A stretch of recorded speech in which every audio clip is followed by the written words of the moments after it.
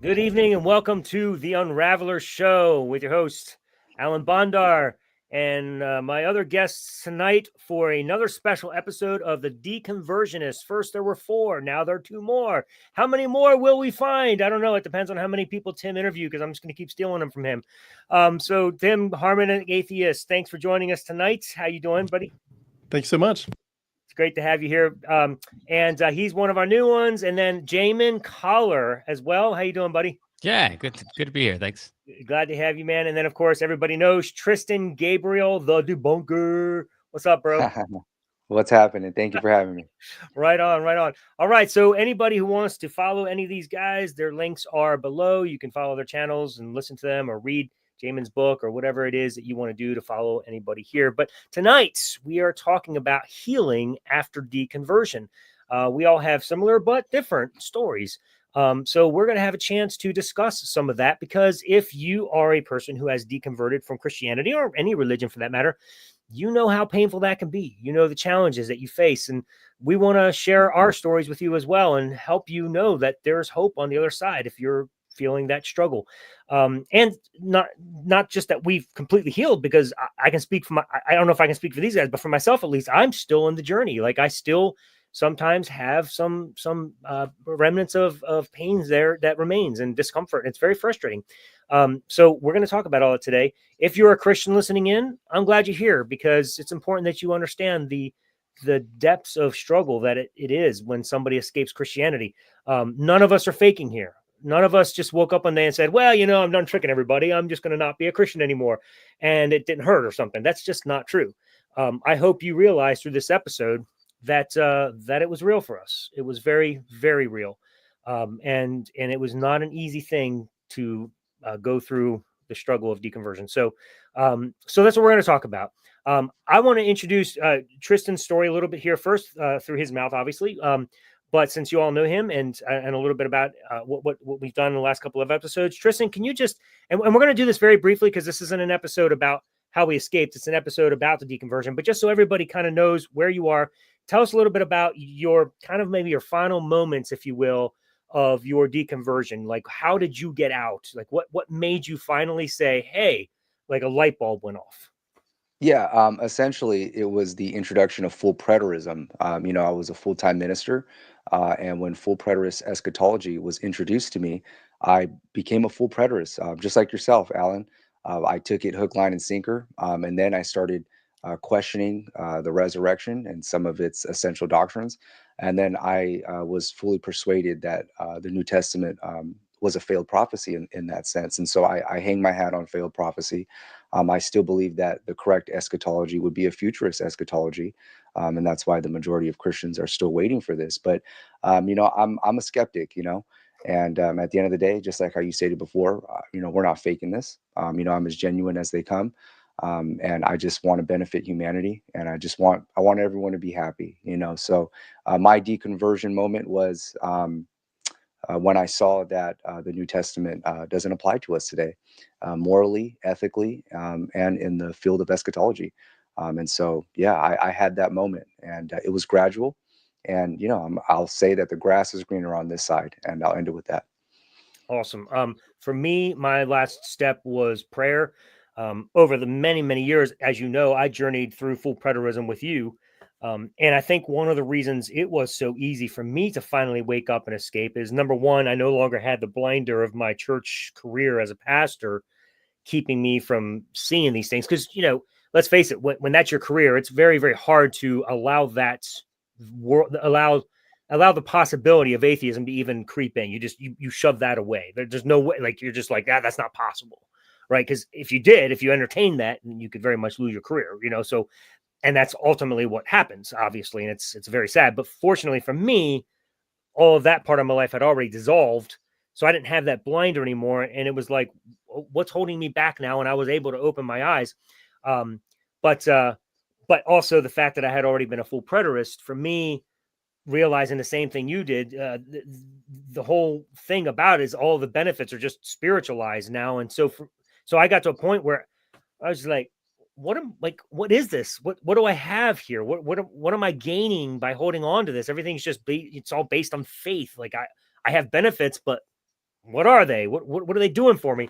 And then, just doing my prayer walk, and one day talking to God, and I was like, I just stopped mid sentence, and I was like, who am I talking to? Literally realized I was talking to the air, and it was in that moment, and right there, right very moments, as I stopped and said that, I said out loud, I think I'm an atheist. It was just that cut and dry for me. It's mind blowing. 1 second to the next, I went from being a Christian to an atheist. It was just wow. It's just and then I wept, quite literally, started crying, because it was just so painful to realize what I have now discovered. It wasn't a fake cry. I fell to the ground. I wept for a long time. So when people question us and say, "Oh, you were never a Christian," I get angry with that. I'm like, Oh you yeah. don't even know the pain I felt in that very moments. So anyway, so that's my brief story. Tim, we're going to go to you, because I think a lot of people do know you as well through Harmonic Atheist and your stories and your interviews. You're the testimonial guy. You've done so many, and they're so cool, and it gives people hope, because a lot of times you feel alone becoming an atheist. So having your channel is wonderful, because they can be like, what? There's people like me, right? Really cool. So tell us your story a little bit. Sure. Well, in a nutshell, I'll keep it short since a lot of people have heard my story, but I was raised as a Christian, loved the Lord, wanted to serve him as a missionary and a pastor, went to school, got a degree in pastoral ministry, and was headed to more towards missions toward the end of that time frame. Wanted to plant a church in a tribe in the jungle, do Bible translation. That was my everything, literally, and was working on books about worldview and prayer. It was just, God consumed my every thought, and my every desire was to bring everybody I could to heaven and let them know about the love of Jesus and about the beauty of the gospel. Little did I know, but I had some children come along, and they became my savior much more than Jesus ever was. As we're singing a song, Joshua fought the Battle of Jericho, I thought to myself, I'm going to have to eventually explain to them what happens next in the story: genocide, land theft, slavery, child bride stoning, etc. And thinking to myself, I don't know if I can teach my kids this stuff. And for 3 years, I wrestled with that question, and it exploded into a whole bunch of other unrelated areas. Eventually, the main focus of my study became comparative mythology. End of September 2019. Same thing as your story, Alan. It just suddenly hit me. I was like, I don't think this is real. And I went through a few final objections in that hour. And when I was done, I was like, nope, this wasn't real. And it was the most beautiful moment of my life, best decision of my life. And I'm so glad I'm free. And yeah, the channel is focused on just helping other people tell their stories. Stories I think are powerful. And I feel like it's just a beautiful thing to hear. Everybody's journey is different. Everybody's reasons are different. But at the end of the day, we're all coming to a point of saying it's time to reclaim our lives, and that's a powerful thing. So I'm very glad to be part of the discussion. I'm glad you're here, and you'll find Tim's story in brief as well in my new book coming out, the revised version of How to Kill God the Easy Way, under a totally different title. So when you look for the revised version, you won't find it under that title anymore. I took the advice of so many people that said, great book, but my Christian friends don't want a book called How to Kill God the Easy Way. Who knew that would be a bad title? I loved it. I thought it was great. I still would have as a Christian, but anyway, so Tim's story will be there, as well as Jamin's. Jamin's story is in the book as well, and I'm very excited about that. And I'm very excited to introduce to all of you Jamin Collar. Jamin, why don't you go ahead and share people's story? You are the person that has a call to empathy. You have kind of a slightly different perspective in having not only an empathetic perspective for Christians, but you're calling Christians to empathy, which is very, very awesome approach. So why don't you go ahead and tell us a little bit about where you are? Yeah, if we can ignore my allergy to the word calling for the moment, I will say I'm going to be the most annoying atheist because I still consider myself a Christian, depending on when you ask me. I find that to be annoying to both Christians and atheists.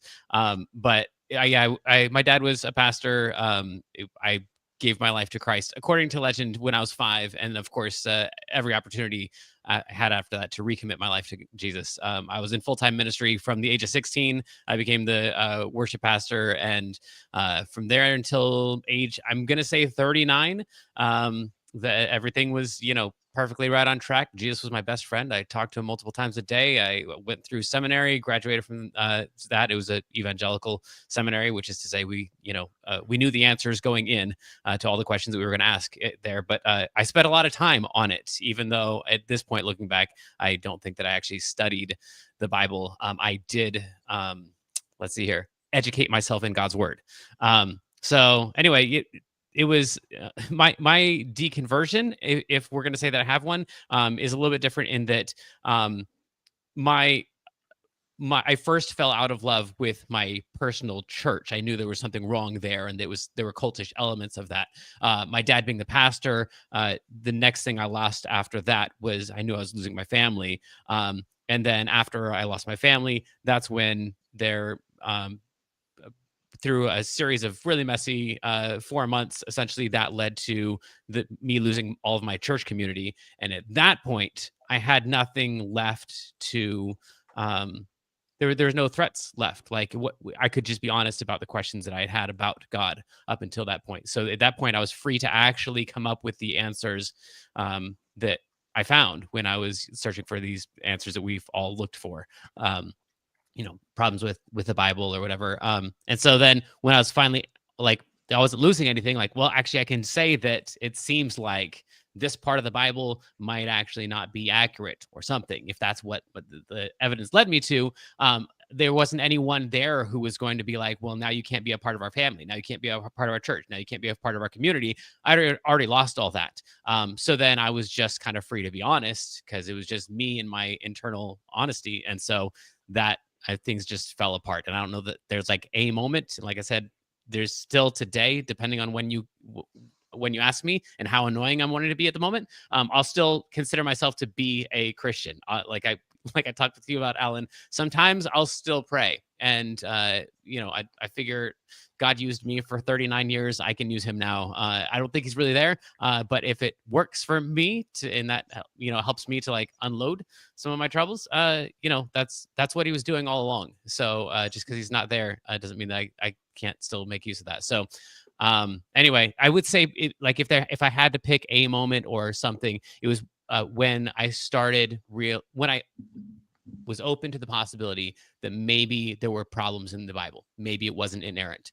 That crack grew into the chasm that would become, let's say, my atheism, if I am an atheist. Okay, very cool. So what you have here, folks, tonight is two full-fledged atheists, Tim and myself. You have Tristan, who does not yet consider himself an atheist, at least per our last conversation. Is that still accurate, Tristan? Yeah, I consider myself an anti-theist, but I do leave that room for possibility that there is a divine mind or minds or something else that's out there beyond the human race. Right. Well, and Tim and I would too. I mean, that's atheism. There's, well, at least the way we would find out. We don't. Atheism sure. isn't just the statement that there is no God. It's the statement that we have no evidence that there is one. We just don't believe there is because there's no reason to.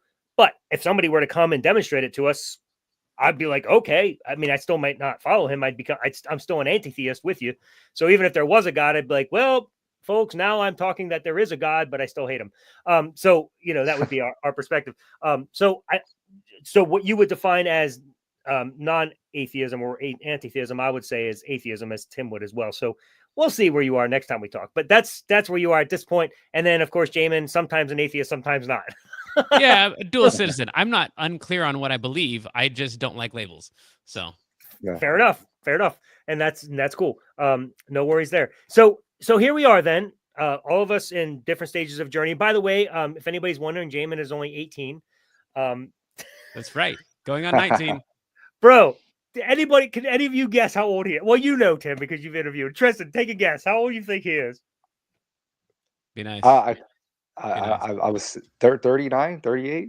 Oh, perfect. Okay. Yeah, Apparently you look your age. Never mind. Yeah. All right.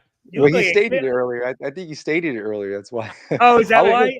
I was listening. I was paying You attention. were listening. All right. See, I apparently wasn't. Too funny. All right. Well, then you're too observant, Tristan. All right. So here we are. We're going to just go down the road then and talk a little bit about then our healing after deconversion. And so Tim, let's start with you. you know, you went through much similar type of pain that I did. That moment, I mean, it was just like a trigger moment. He's not real, you know.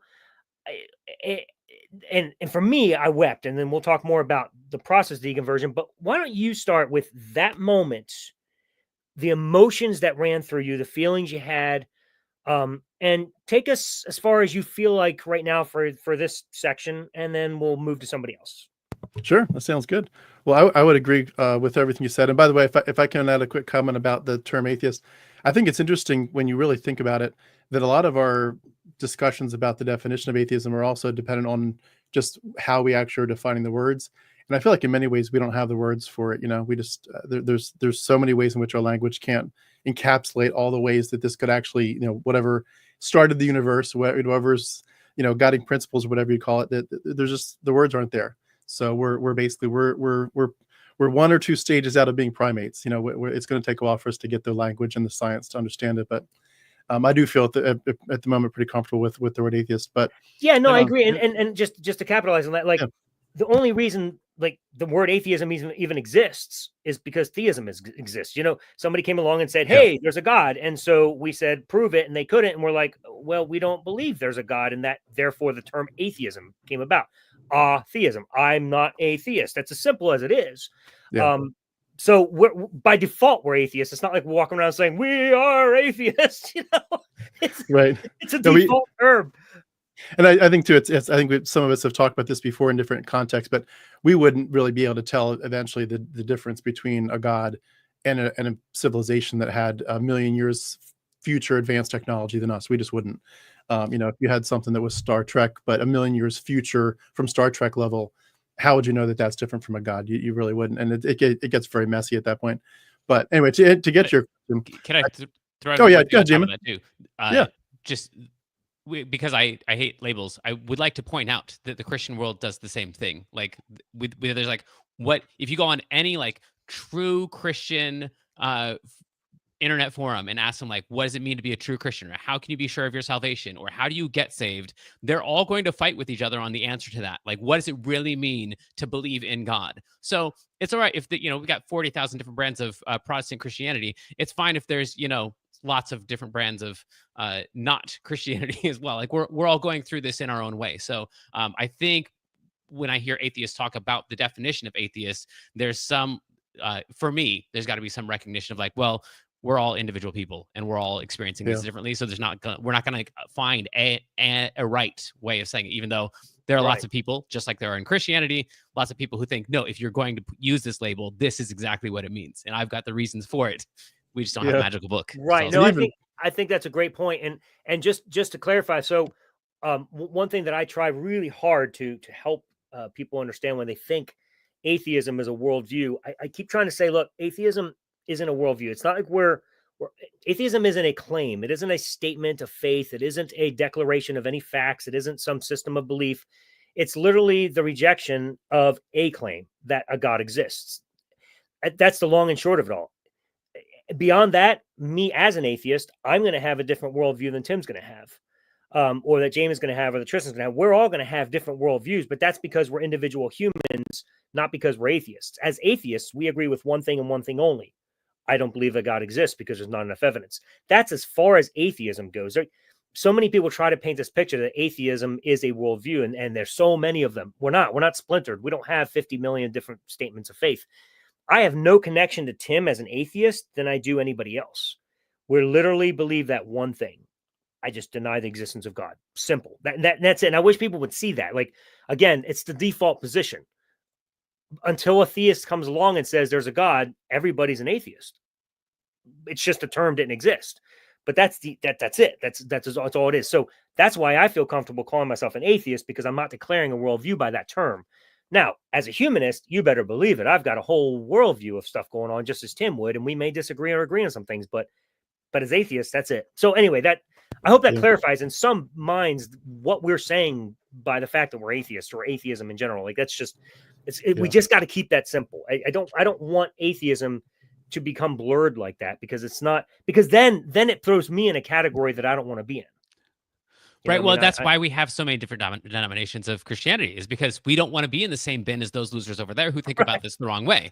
Right. And so, like, I'm thinking about it the right way. And so, to steel man the opposing opinion, like, there is a, so then obviously after whatever your theistic stance is, like, well, of course Jesus is God, and so then everyone should live this way. And I think for atheists too, or at least a lot of them that I know, like, there's a, well, of course there's no God, and so then, what comes after that is obvious to them and not necessarily obvious to all the rest of the atheists. So it can seem like there is an inherent unavoidable worldview that comes out of atheism that I think a lot of people are referring to when they refer to atheism. Well, if you don't believe in God, well, ask a Christian. Well, then you have no purpose in living. So atheists are people who have no purpose in living. To them, like, that is the definition. And for me to, this is where, again, labels, it's hard to get out of that, because there's so much that follows after that, so obviously, to each person that you ask. I don't know if I'm making any sense of that. Sure. Yeah, I think that I'll just say too, with the anti-theism word, which I know Tristan you used, I think the thing for me is not as much that I'm anti-theist, it's that I'm anti-mythology. I feel like there's the question of, like, there's so many beautiful, mysterious parts of the world and of nature and of our experience. Who can understand it all, and who can not get just enraptured by looking at the night sky or the beauty of a baby being born. It's just it takes your breath away. It's beautiful. But and so there's a freedom there to look at the esoteric and the transcendent parts of life and say, is there something there? I don't have any problem with thinking there might be something greater. I just don't want to be changed by mythology, by somebody who 2,000-3,000 years ago came up with some garbage and decided to impose that on us, and now we're still dealing with it. So I think that's my anti-theism part of it. It's more anti-mythology. But to answer your question, Alan, because I feel like I took us off track today. I'm sorry. Yeah, great. Thanks, Tim. No, that was My good. fault. That's okay. That was fun. I think that's fun. I think people like to hear that too. So that's great. You go ahead. But I think there's a lot, when you think about religious trauma, I think there's so many ways in which you could talk about, endless things for hours. And that's why some of our channels exist, is to talk about it forever. But I think the biggest thing I would point out for me is just that it was real in the sense that he was my actual father. And I've used this illustration before in other interviews I've done, but my physical father died in January of 2019, and I deconverted in September 2019. So his funeral was still sort of vividly in my mind. And I remember thinking to myself, as I had Christians just be very nasty and rude and snarky and snippy to me about it, that it would have been so weird and inappropriate if someone had come into my father's funeral, 8 months earlier, as we're sitting there in the pew grieving and seeing the pictures on the screen and all that, and saying our goodbyes to him, for someone to come in and say, "What are you doing? You're an idiot. What do you think what are you doing? You're just so stupid." I'm like, "Excuse me, I'm grieving. My father just died. Can you let me have my moment to say goodbye to him in peace?" But Christians don't do that too. And I think it really points out the fact that they're tone deaf to the religious trauma, that this was your more important Heavenly Father. Like, if you're like my human father, whether he was good or bad or whatever, he was here for a short period of time, but I expected in my mind to be with my Heavenly Father forever and ever and ever. And the goodness factor was obviously exponentially greater for Yahweh and Jesus. And so when you have that perspective, it's wrapped up in so many other little parts of, like, your human purpose and the beauty of the gospel, your desire to go to heaven and rewards, your sense of well-being, that God is looking after you and he's got angels watching over you. You have all these little senses, but the biggest thing is just, my whole purpose in life was to someday get to see my Lord and Savior's face, and to know that when I saw Jesus, I would be glorified and like him. But more importantly than my being transformed, I would get to see the face of the person who is the definition of love, and who loved me more than I could possibly imagine. And in that moment, I knew that it would take my breath away to finally see him, and to think all the questions are either answered or they become irrelevant. Like, this is what you're made for. This is, like, everything is designed for you to finally come to the loving arms of Jesus. And he was, when you're living that way, and it's, we talk a lot about how if you're kind of like in it for Christmas and Easter stuff, it doesn't impact you the same way. Like, religious trauma is more like the rules of purity culture or whatever. But if you were really, really, really, really in it, and you really believed it, the greatest loss is the actual loss of the person of the Father, your Heavenly Father. you don't care as much about, oh my goodness, I could have been sinning more and it doesn't matter, whatever. I say that tongue in cheek, of course, but I could have been looking at life so differently. I could have had all these different experiences. Like the biggest trauma is your identity is wrapped up in his identity. And so when you lose that, you're losing that relationship that didn't really exist, but you thought it did. You're losing your best friend. And then you're also realizing eventually, trickle down, that loss is huge. But then you realize I've seen myself through the grid of who I am connected to him. So if that loss is great, I need to also now secondarily recognize I've never been myself before. I've never, used my own eyes before. Is that more if you said, you've never used them before. So that loss to me is probably one of the biggest starting points I think about for my own life. And it shook me up in that first hour. But at the same time, I will say this, and I'll let someone else take over. To me, I would say I've heard people say this was a huge loss and they go into a depression. I may have done some of my grieving during that 3 years of my studying, thinking through it. And so I may have already been grieving that whole time. But at the moment that it hit, I literally started laughing and I felt like I had won the lottery, because I thought, I know so many people that will go to their deathbeds thinking this was all real and they will never have lived a day in their lives. At least you've probably got some time left to be yourself and to see the world through real eyes. And that to me was a glorious thing. So it was a mixture. My biggest angst still is I wanted to go to heaven. I don't grieve as much the loss of Yahweh because I assume I was more of a psychopathic character, but I wanted to be living forever. I wanted to experience what I thought was an incredible dream of what heaven would be like. So that still hurts.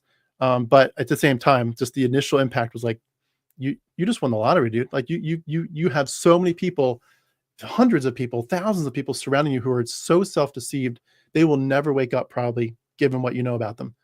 And what I know about my own path, my own journey up to that point. It's like, you won the lottery. This is great. But I understand that the pain is still there in many ways. So my greatest pain or shock was just, oh my God, God's not there. So it's a hard journey when you really, really, really, really believe it, Wow. So my first reaction to that is the encouraging word that I won the lottery. There's still time, because for me, one of the things that I struggle with even today is how much time I lost, how much time I wasted. And I dwell on that sometimes. And it's a negative place to be, because I just feel like there's so many things I could have accomplished in life or enjoyed in life, and I lost out, but I like that perspective. There's still life and there's still time. And I like that. That's a very positive word. What are your guys' reaction to what Tim said so far? Yeah, first and foremost, Alan, I've heard you make that comment in the past, and I've dwelt on that comment. It's stuck with me, and I just want to say I believe that your best days are ahead of you, and I just want to give that word of encouragement, not as some sort of wishful, hopeful thinking. You know, yes, I go back to, I'm 36, almost 37, and I go back and all my 20s, I gave to the ministry. I was born and raised in it. Um, and I'm hoping that there is some sort of purpose in this, and that's what we're doing right now. So I just want to say that, Alan, I still believe your best days are ahead of you in all aspects of life. And to me, your health is your wealth. Keep yourself healthy. And you know accomplish your goals, short-term goals, long-term goals. And your channel is very beneficial, your book is very beneficial. And who knows what's going to happen, less than a year from now, 5 years from now, 10 years from now. And so I'm hoping that we have a more optimistic view of the time that we look at that was quote wasted. But now, I still have that evangelistic mindset of a soul winner. If I could just help that one. I have students that grew up, Jamin, you said that you had a cult-like church. I grew up apostolic, United Pentecostal. Our women didn't wear makeup, long hair. I couldn't wear a short sleeve, couldn't wear shorts. For sure, couldn't have earrings or tattoos or nothing like that. And we were considered to be a cult even among other Christians. And I have students of mine that I see are apostolic. And if I could just win one of them over and deliver them from, this cult, I believe that I've won their soul in a sense, and I've delivered them from, like you said, Tim, mythology.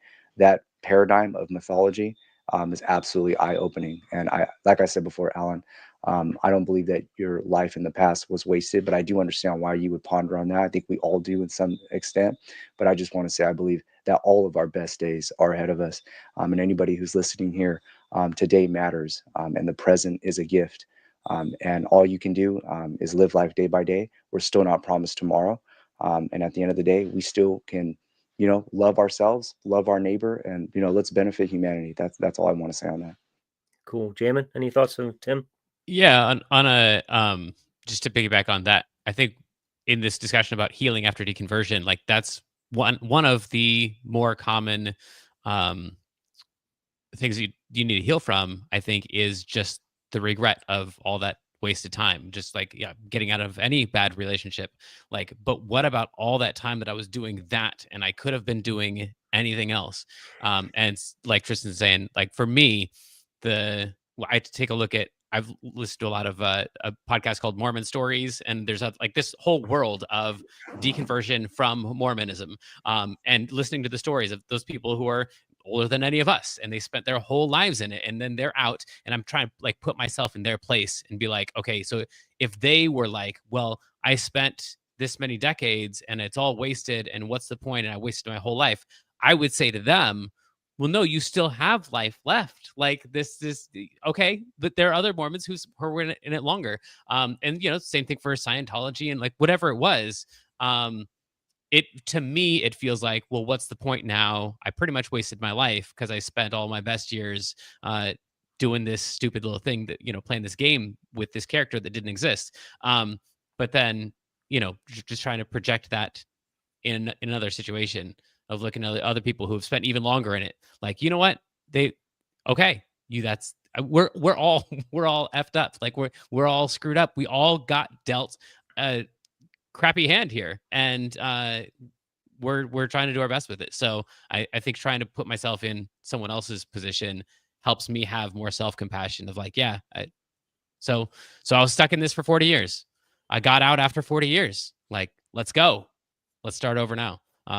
But yeah, I think there's a lot of grief that that deconversionists have to deal with after getting out of like just that same thing of what about all that time that I wasted? What about all those other people that I got them more into it? I taught them how to be better Christians, and they're still in it. Like all this grief. It's a lot to deal with. That's why it takes so much effort to heal after deconversion. Yeah, I appreciate those thoughts. Before I respond real quick, Robert Pierce, you said, what happened to the rest of the video? Only 5 minutes. You're watching from Facebook. I apologize, folks. For some reason, Facebook had a hard time. It was some kind of a glitch, and it wasn't feeding the video. Apparently, it just started. So you did miss the first 5 minutes, and I apologize. However, you can catch it on my YouTube channel because when the show is over, it will be there. Or I even think live, you can go and start over if you're interested. But it will be, the whole shows did capture on YouTube. So I apologize if you're coming late on Facebook. But anyway, Jamin, there's some great thoughts. So for me, like one of the things that I did to help me overcome that regret of my past was to initiate that, as Tristan called it, the outreach mentality, still trying to save people, so that's why I wrote my book. Number one, it was healing for me, because as I got the thoughts out, it helped me, get through a lot of that pain that I had. But then I realized, I can actually help people. And if I can do that with the second half of my life, then that actually makes the first half pay off, because I'm like, hey, if I didn't go through that first half, I wouldn't have been able to produce this. So the book comes out of all the knowledge I have because I was a Christian for 40 years. So I agree with you guys. And I think it's benefited me. So yeah, I thought more so like that earlier on. Today, I feel like that less than I did before, but I'll be honest, there's still days that creep up and I'm like, gosh, I wish I would have, and a lot of that. And Tim and I have talked a lot about even, sexuality, and we'll maybe even do a show together on that at some point, because that is a big issue, and it's one of the things as Christians, you live in the purity culture. And so you don't experience so many things that you could have in your prime. And here you are in your 40s and you're like, seriously right now, it's like, so that was a big frustration for me. And so that is one of the things that I get irritated about. But it's not just sexuality, all the Sundays you gave up and all the money you gave to the church for who knows what, and all the different, there's so many different parts of it. But anyway, I don't want to belabor that, but to y'all's point, yeah, there's so much to be had because of our past that we can contribute to this world.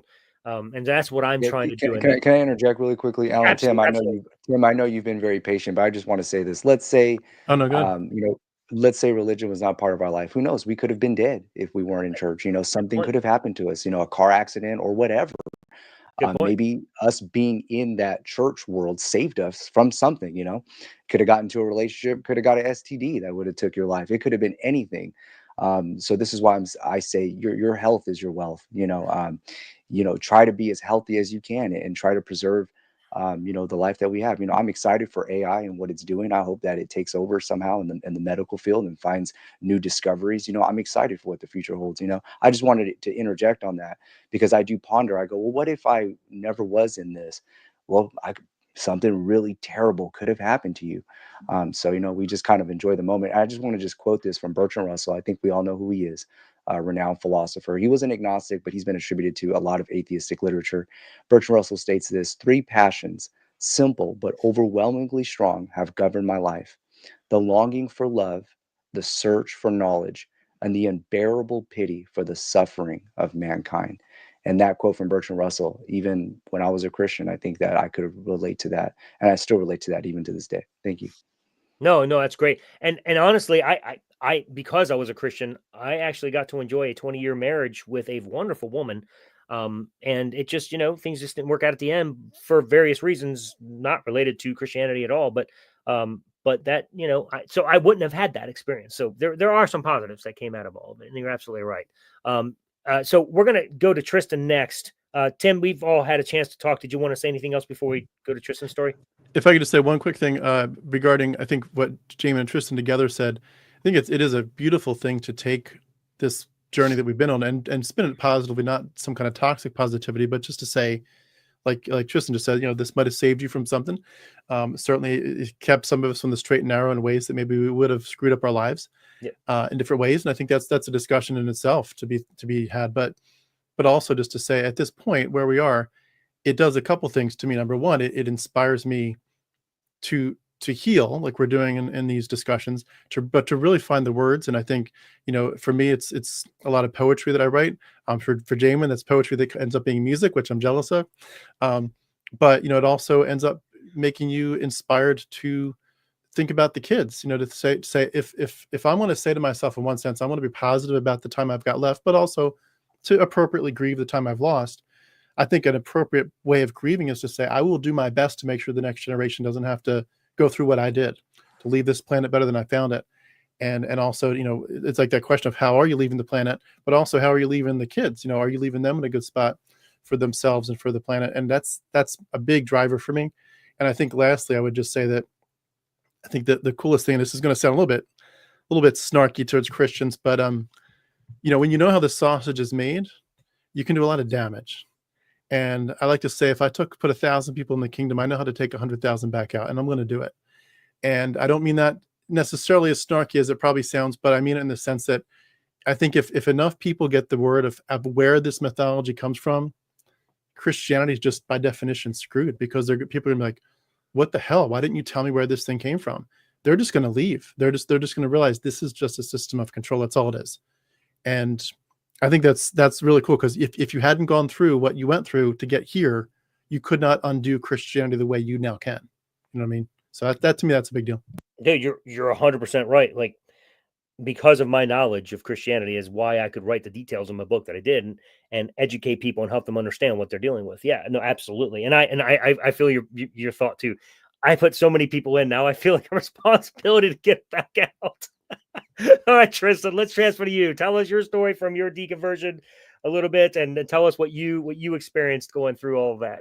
Yeah, just to tag along what you had just stated, we often get criticized like we were never saved, we were never genuine, something like that. Or the other one is, well, if I came to your conclusions, why are you even still talking about the Bible and theology? My response to them is, yeah, that's how dedicated men like us we were to this, that we're still willing to discuss this and help somebody out and not be selfish with this. It speaks volumes of our altruism when it comes to the Bible and Christianity. People go, well, if I ended up like you, I'd go out and party and drink and do all that. Well, hey, you could still do that. But at the end of the day, Bible theology is a passion. And even though, I'm a skeptic, I still enjoy and love Bible theology. It just speaks volumes, the fact that we're still dedicated to this. So I just want to commend each and one of you gentlemen for that. because at the end of the day, we gave our lives to this, and those who are at this level, only they could understand. And those that are at this level, we become the most beneficial people within these topics, because we've been there, done that. It's not like we were just some casual believer. No, we gave our entire lives to this. Even going to Bible college, seminary, writing books, doing whatever you have, being in full-time ministry. That's not just the average Christian. So when we're at this level, I think that we can better have more weapons, I guess you can say. We're more equipped, and I believe we have more validity. So my deconversion, yeah, I remember I was in my car and I cried, and you can say I felt the same symptoms of the Holy Spirit, an overwhelming sense of love and joy, deliverance and peace, and I cried, and it was when I saw. I'm speaking in-house topic now, Alan. When I saw the IO conclusions, the Israel-only conclusions of full preterism, I remember listening to a man's channel, Jason DaCosta's channel. He was challenging Don Preston, who I'm going to be debating, by the way. Alan, I don't know I if you know. know. I can't believe it's August finally the 10th. happening. Yes, on Myth Holy Vision cow. podcast, August the 10th. This is going to be a legendary debate. I'm going to give a blueprint on how to debunk this doctrine called full preterism. And at the end of the day, that's what I like to do. I like to have open live discussions, I like to have debates. I think that they're beneficial towards humanity. But yes, my deconversion, but was that I remember I felt those same symptoms of the Holy Spirit. And what can I say? I felt born again, I guess you can say, but I'm still the same person. I made you a little few activities that may have been considered immoral or sinful in the past, but at the end of the day, I'm still the same person. Nothing has drastically changed, and I feel, much more of a purpose now, more than ever. And so, at the end of the day, my view for humanity, to benefit humanity, yes, it was for the gospel, but now it's not. I just want everyone to, have a life of peace, tranquility, and have purpose in life. And so that was pretty much it. So when I debate or I have live discussions, it just better affirms this, that I believe I'm in the right camp. I believe that my conclusions are correct. And so at the end of the day, I believe in the 21st century, religion is no longer needed. Yes, we can look towards, political theory, judiciary theory, a more of a humanitarian sense, more of a secular sense, I guess you can say. And that's what I'm hoping for the future of humanity, And so at the end of the day, I like how you said, Jamin, sometimes you say you're a Christian and sometimes you're not. I still tell people, look, I'm a Christian at heart. There are things that Jesus had stated that I still hold dear. But you could find that in other religions as well. Things that are morally and ethically driven, and fulfilling. So that's pretty much it. Alan, was full preterism, that doctrine, which essentially made me question everything within eschatology. And then it made me question existentialism. Even before then, I delved into philosophy. I loved philosophy, loved science, because you're supposed to be an apologist, you're supposed to have a defense to those who question your faith. So I loved Christopher Hitchens. I respected him even when I was a Christian. I would binge watch every single one of his debates with Alistair McGrath and every other Christian he would debate. I respected him because in a human mindset. And even when I was in Bible college, I even remember sitting down in one of my classes thinking, you know what, if I wasn't born and raised in this, I'd probably be a skeptic. I'd probably be an atheist. I'd probably be one of those because there's just so many questions. The existence of evil, if I could hang my hat on one of them, that one is terrible. It's absolutely terrible, especially upon children. And so that's pretty much my motive. I would like for humanity to pretty much abandon religion. But if people want to be religious, as long as if it's purposeful for them, as long as they're not hurting anybody, as long as they're not starting a war, like what's happening out in the Middle East right now, we all know this is a religious driven war.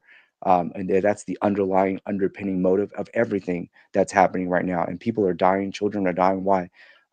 Over this mythical belief from between Muslims and Hebraic mythicism. This is absolutely unacceptable in the 21st century. And so any little thing that I can do to deliver somebody and to bring about peace, love, and joy, peace now more than ever. That's my purpose and my goal in life. And so at the end of the day, I'm thankful. I'm thankful for what the present has. I'm thankful for what the future holds. I still view my life in what I like to call like a deathbed paradigm. I think about death very, very often. And to me, it's somewhat liberating because every hour of my life counts. And if I were to die, I want to reflect on my life and say, hey, you know what? I lived a fulfilled, purposeful life, and I accomplished my goals and my dreams. And I lived a wonderful life, just like philosopher Ludwig Wittgenstein had stated on his deathbed. He reflected on his life, and he said, I lived a wonderful life. And that was a very famous quote from him that is still attributed to him to this day. You know, the student of Bertrand Russell, known as the greatest philosopher in the 20th century. And so at the end of the day, that's just where I'm at, you know, and just enjoy the little things in life and, you know, love yourself and love others. That's where I'm at. Nice. So my initial reaction to some of the things you said, one is the idea that I still am the same person that I was when I was a Christian. Nothing has changed about my personality. I still value people the same way I did before. I still live very much the same kind of a life. I'm still a good person. I still try to contribute to society. But there are some different things too that I don't live the same. I no longer try to defend, for example, God of the Bible and the atrocities of slavery and murder and rape and pedophilia and things like that. Like, as a Christian, I would always find myself trying to make excuses for God or trying to find a way to make it sound like those texts don't mean what you say they mean when they actually did. So it's nice to be free of that. I no longer have to defend those things because it's that Old Testament especially is pretty evil. It's rough. It's rough when you actually give it the due that it should have. So that's a nice thing. I also no longer, I didn't really fear hell once I was a full preterist. I had eliminated that doctrine a long time ago, but I no longer have the concern of if I'm going to go to heaven versus being annihilated or whatever. So that's another thing that's nice. Like, even though the idea of dying is kind of sucky sometimes because it's like, well, when you die, and you won't have any memories. It's just what it is. At the same time, it's nice to have that relaxation that you don't have to have in the back of your mind. Am I going to go somewhere? Am I not going to go there? Am I going to go to this place? Am I going to be punished or whatever? I don't have those fears or those dreads anymore. Those concerns, they just don't matter to me anymore. I just literally live my life because what happens is happening. It just doesn't matter. So I do the best that I can to contribute to society because I want to leave a good legacy behind. I want to be a good family man. I want to be a good father and a husband. And I want to be all those things. Why? Because they make me happy. Right. And so when I'm contributing to the benefit of others, it actually brings me joy. And that hasn't changed about me. It's always been like that. It's just, as a Christian, I was a Christian hedonist and I did it for what I call the glory of God. Well, I just took the middleman out. I don't need to do it for the glory of God. I'm just doing it for me. And it's the same thing. Nothing's changed. I love to be a good person because it makes me happy. Right. So I mean, and I imagine that's what it is for all of us, so I consider myself a hedonist now. I just took the word Christian out of it. So that's my reaction. Jamin, what's your reaction to some of Tristan's thoughts? I'm still processing the Christian hedonist comment. Oh, you've never heard of that? Oh, no. Man. Uh-uh. You need to read yourself some John Piper, bro. Okay. Wow. I've heard a lot of his sermons, but I guess I haven't read enough of his books. Yeah. So, like, in talking about healing after deconversion, I feel like the purpose piece is a big piece that I personally feel, in my own experience, atheists frequently don't like to admit exists, because that's one of the first Christian accusations is, well, if you're an atheist, then you don't have a purpose in life. And for me, and a lot of the people that I've talked to who come out of Christianity, that is true, at least for a season. Like, you gave your life to this purpose. My analogy is, like, if you're caring for a loved one, with Parkinson's or stuff like that, like, that is your purpose. That's what you're doing. And when that person finally passes, your purpose is gone and you've got to restart. And so I think that for a deconversionist who, like, hears atheists say, well, of course we have purpose. We don't need God for a purpose. Like, well, actually, no, that God was my purpose. And so I'm without meaning. I'm without purpose. And maybe it's because of all the stuff they say. Maybe can I get back to God? Like, because I had a purpose back there. I had a community. I had all the things that I'm missing now. And so, like, letting that process develop in you in the same way that you, like, when you lose that loved one finally, like, that's just a process that you have to go through. And yes, you're going to have a new meeting. You're going to have a new purpose. That was not your purpose for life, but also there's a transitional time there where you're trying to rebuild that. And like Tristan's talking about, and Alan, all of you guys, for a lot of us, it's helping other people go through that process or realize the ways in which their lives are not fulfilled because of the myths that they've given their lives up to. But what has been encouraging for me is the ability to write a purpose that was better than the one I had before, which is not a sentence that Christians would admit can exist. But I got there through, again, the Bible, because I realized at some point I could write a better Bible than God wrote. If I just took the current Bible and at the end of any of the books, just put "don't own slaves," like bam, now it's a better Bible. Like Jamin just wrote a better Bible. Like, holy cow! Like I'm more powerful than I thought. Right. Like, and that's when I got permission. Like, oh well, here he could have said this. Here he could have said this. Like, and I know it's not fair to like go back and like evaluate past morality based on current morality, but also he's God, he's timeless. Like that's not what we're dealing with. We're not talking about textual criticism. We're talking about infallibility criticism. So like if he was infallible now, he was infallible then. So if I could write a better Bible, maybe there's a chance I could also write a better purpose. Like maybe I can do, like Tim was talking about, maybe I can teach my kids that, whatever the morals of the Bible are that you like, and you don't have to use the Bible stories. But then also those parts where I was like, I know as a parent, I'm supposed to encourage my kids to read the Bible, but this one part where this person rapes this person or this incest or like all this stuff, like I really don't want to have to teach them that. Well, I don't have to. I can have a better morality. I can be a better parent. I can make a better purpose for my life. So I could just do all the good stuff that I was doing before, except do it a little bit better, and do it better by all those places where I was like, this feels really wrong to me, but the magic book says I have to. Like now the magic book doesn't tell you have to. You can just do all the good stuff and be even better because you can actually follow your conscience, which is supposedly the Holy Spirit. Without the Holy Spirit, it's way better. So, I just, to affirm what you're saying, like, it's okay to feel like you don't have a purpose when you leave the thing that you were getting your purpose from. Also, it's entirely possible that there's a better purpose for you on the other side of it, and it's going to suck for a little while. Perhaps, maybe you'll feel like you won the lottery. Maybe you'll feel like you just lost a loved one. But on the other side of whatever that is, there is purpose, there's meaning, there's fulfillment. And it's just hard to imagine, as it always is. Like when you lose a loved one, like it feels like you're just never going to be happy ever again. But give it time. Stick with it. Love it, Tim. Could I maybe take us back to one particular point? I just wanted to add a little nuance to something.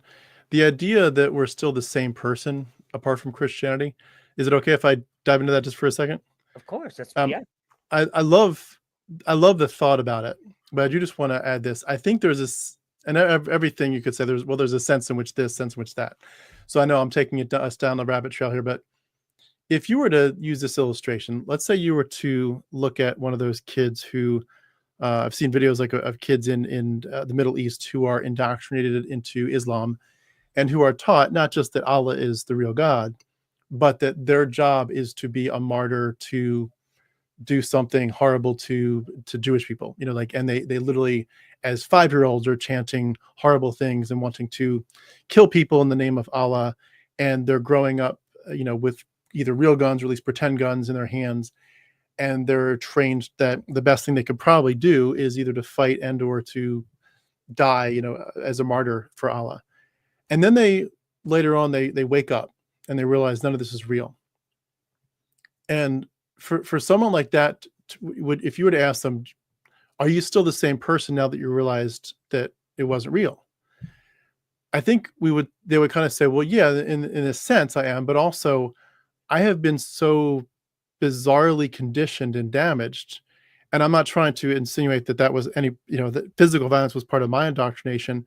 Although I would say there was some implications, and I went to a school where our mascot was the Crusaders. But when you look at a child like that, for them, they're going through so much. They have not known themselves.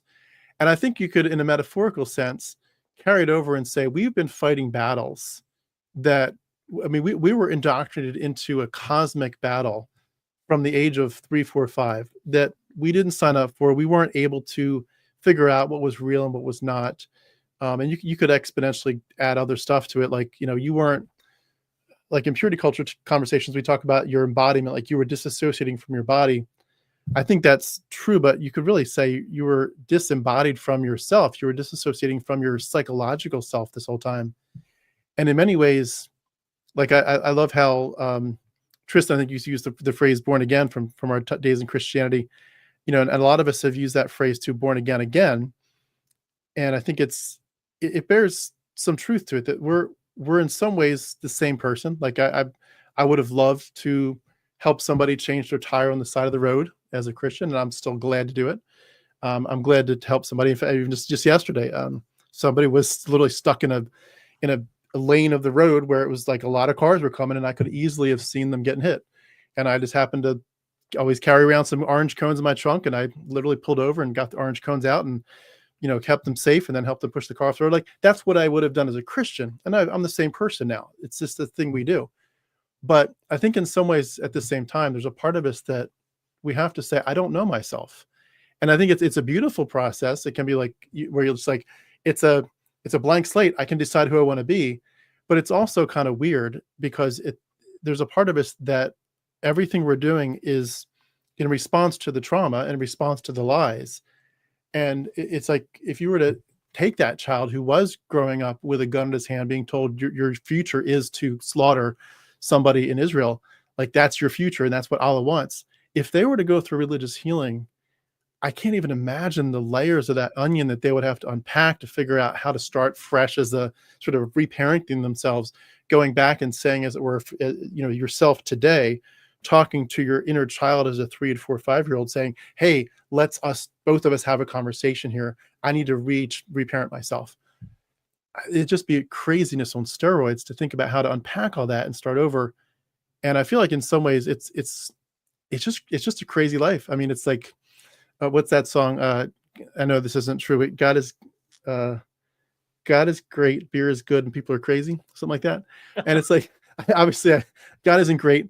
I don't drink beer, but people are crazy, and life is crazy, and we've been through some crazy garbage. And when you've been through stuff, like I think a lot about people who, like, they're going through secret battles, and we talk about that all the time in life. Don't judge somebody. You have no idea what they're going through, and you look at people and you think, oh, they're in the grocery store. Who knows? That person might be suicidal. That person might be, dealing with stage 4 cancer. You just don't know. And you also think to yourself, some of these people are going through mental health issues where they've got 2 voices in their head, or 10 voices, or just a voice of incredible shame. And I feel like in so many ways, it's like I've described it the way I'd like to use the description of like Plato's cave, where we're coming out of the shadows. But I almost feel like it's a multi exit thing. Like you're coming out of one cave, realizing you're actually in several other caves, and you have to escape several more. And who knows which one is the last one. And I remember, for me, like, for example, and I'll say this and shut up. When I was a Christian, my Christianity changed several times. I grew up as a firm Baptist, more free will kind of Baptistic person. And then when it was my Bob Jones era, it was more the fundamentalist Baptist. We're like, we're going to take a stand against the world, and we're going to fight the devil and all this stuff, and even fight the non-fundamentalist Christians. We're second, third degree separation. But then it sort of drifted towards a little bit healthier version of all that. And then it drifted towards Calvinism. And then it drifted towards, I don't know what the hell I believe. And then it drifted towards where I'm at today. Arguably, after 5 years of being in the same spot, and I'm very comfortable with where I am, I'm probably going to say I could probably expect to land here for the rest of my life. But at the same time, it's almost like that phrase, the old soul, like you're an old soul. I feel like we go through several lifetimes within a lifetime. And at a certain point, you have to say, this is crazy. Like, who am I?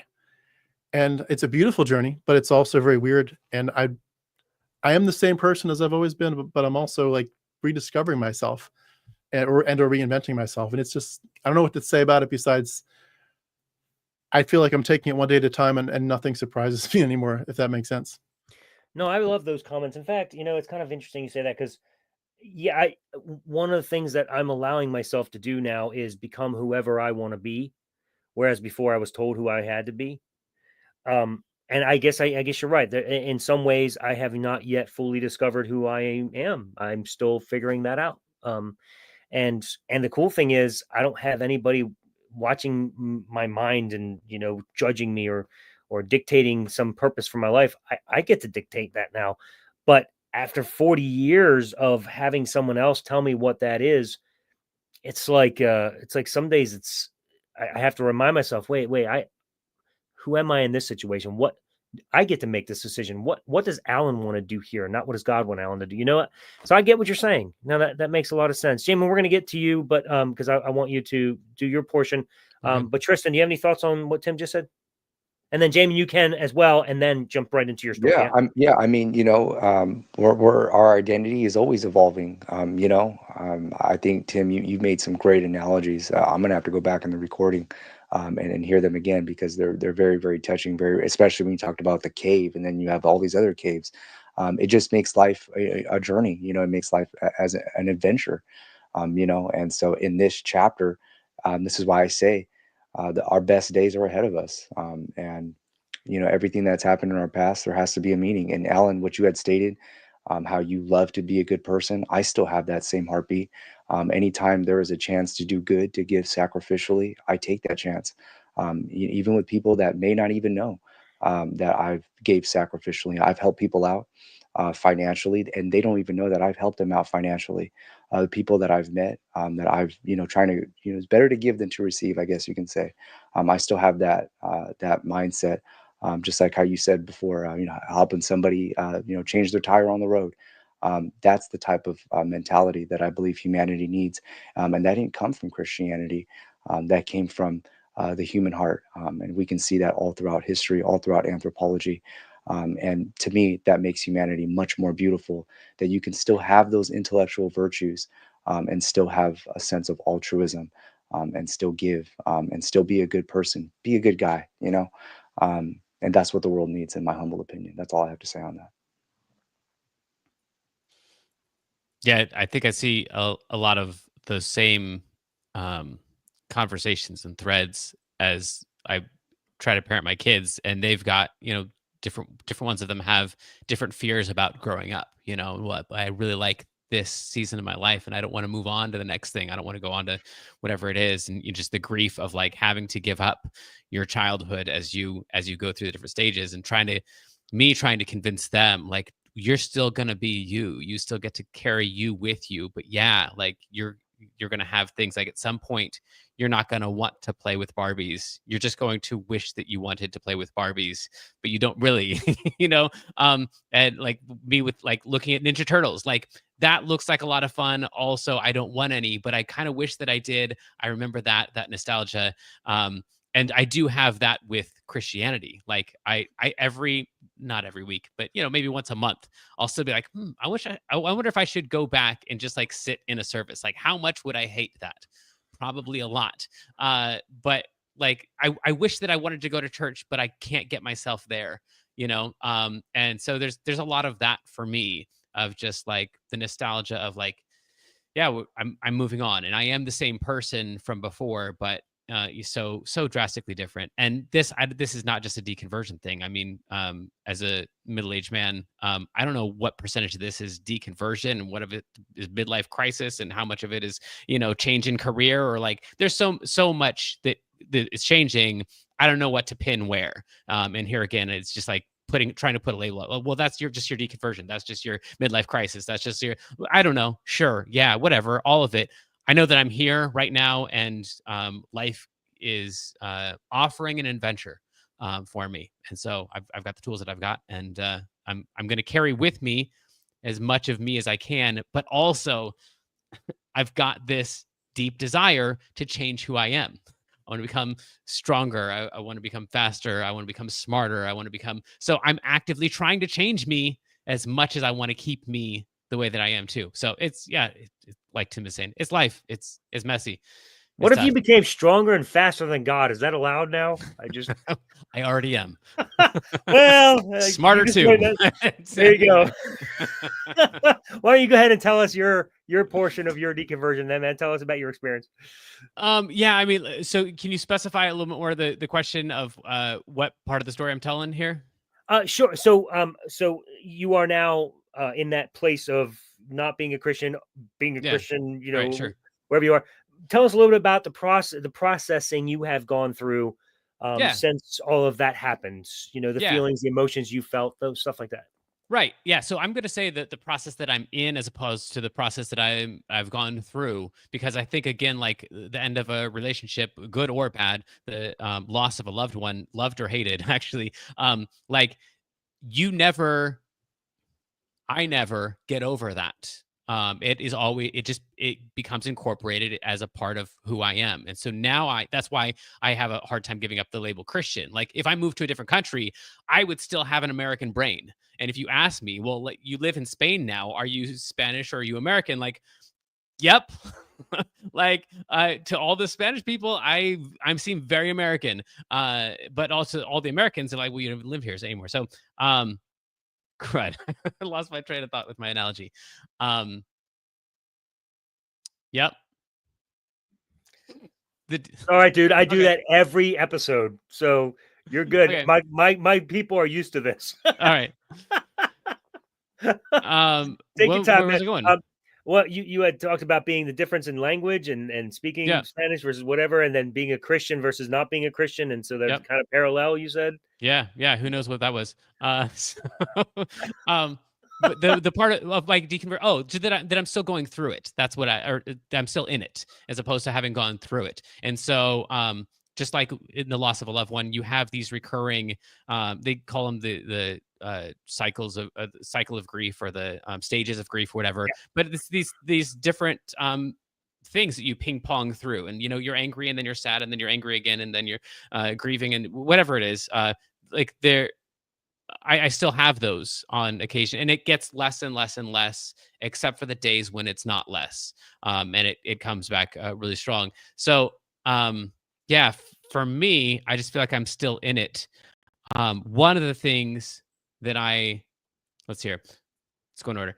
One of the things that I've gained from this is that I think the thing that I've heard you guys hint at a lot is not the renewed, the new beauty that I have in my experiences with people around me. Because, like, for example, before, if I pulled over and tried to help someone with their tire, like, I'm doing that for God. And so I'm going to help them with their tire. That's their earthly need. But what I'm really hoping is that I can do it with such a great attitude that they're going to ask me for a reason for the hope that I have, and I'm going to have a chance to share with them. And then this is going to have some eternal significance. Really, the goal is that they get saved. And this tire thing, I mean, it's a bummer, but maybe it's a way that they can get a little bit closer to God. Well, now that I don't have that, I can just help them. And that exchange can be the beauty. And it's so much more beautiful than before, when, like, I wasn't actively trying to be manipulative. I was actively trying to be manipulative. I wasn't consciously trying to be manipulative. But everything had this other purpose behind it. And to the extent that it didn't quite reach that purpose, I wasn't quite satisfied with the interaction. The best interaction is any interaction that leads to me leading someone to God.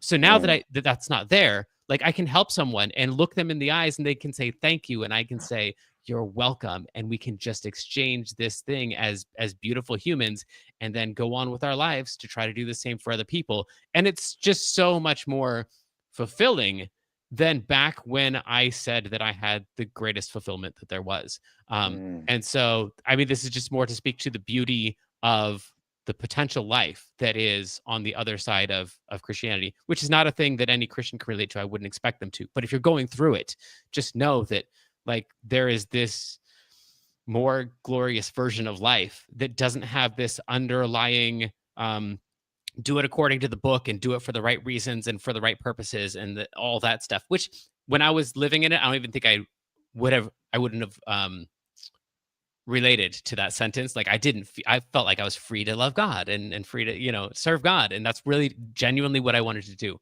But then once I got done with that, it just, everything is it's just freer, more open, and more beautiful, really, honestly. And we talk about Tim's talking about, you know, getting out of the cave and then getting out of that cave and getting out of that cave. I feel like since getting out of Christianity, if I am out of Christianity, one of the beauties that I've realized is that it's all caves. It's caves all the way down. Like, you don't get out of it. Like, we live in such a nature is so supernatural that supernatural, even though it doesn't exist, it still exists. Like, this place that we are is so magical, and we're so underappreciative of where we live and the beauty that's around us. I mean, for example, we say we have this label for light, you know, we call it visible light, but that's just because we can't see any of it. Like, it's all this electromagnetic spectrum that we have this like tiny little thing, and we call this light when this whole thing is light. And I feel like that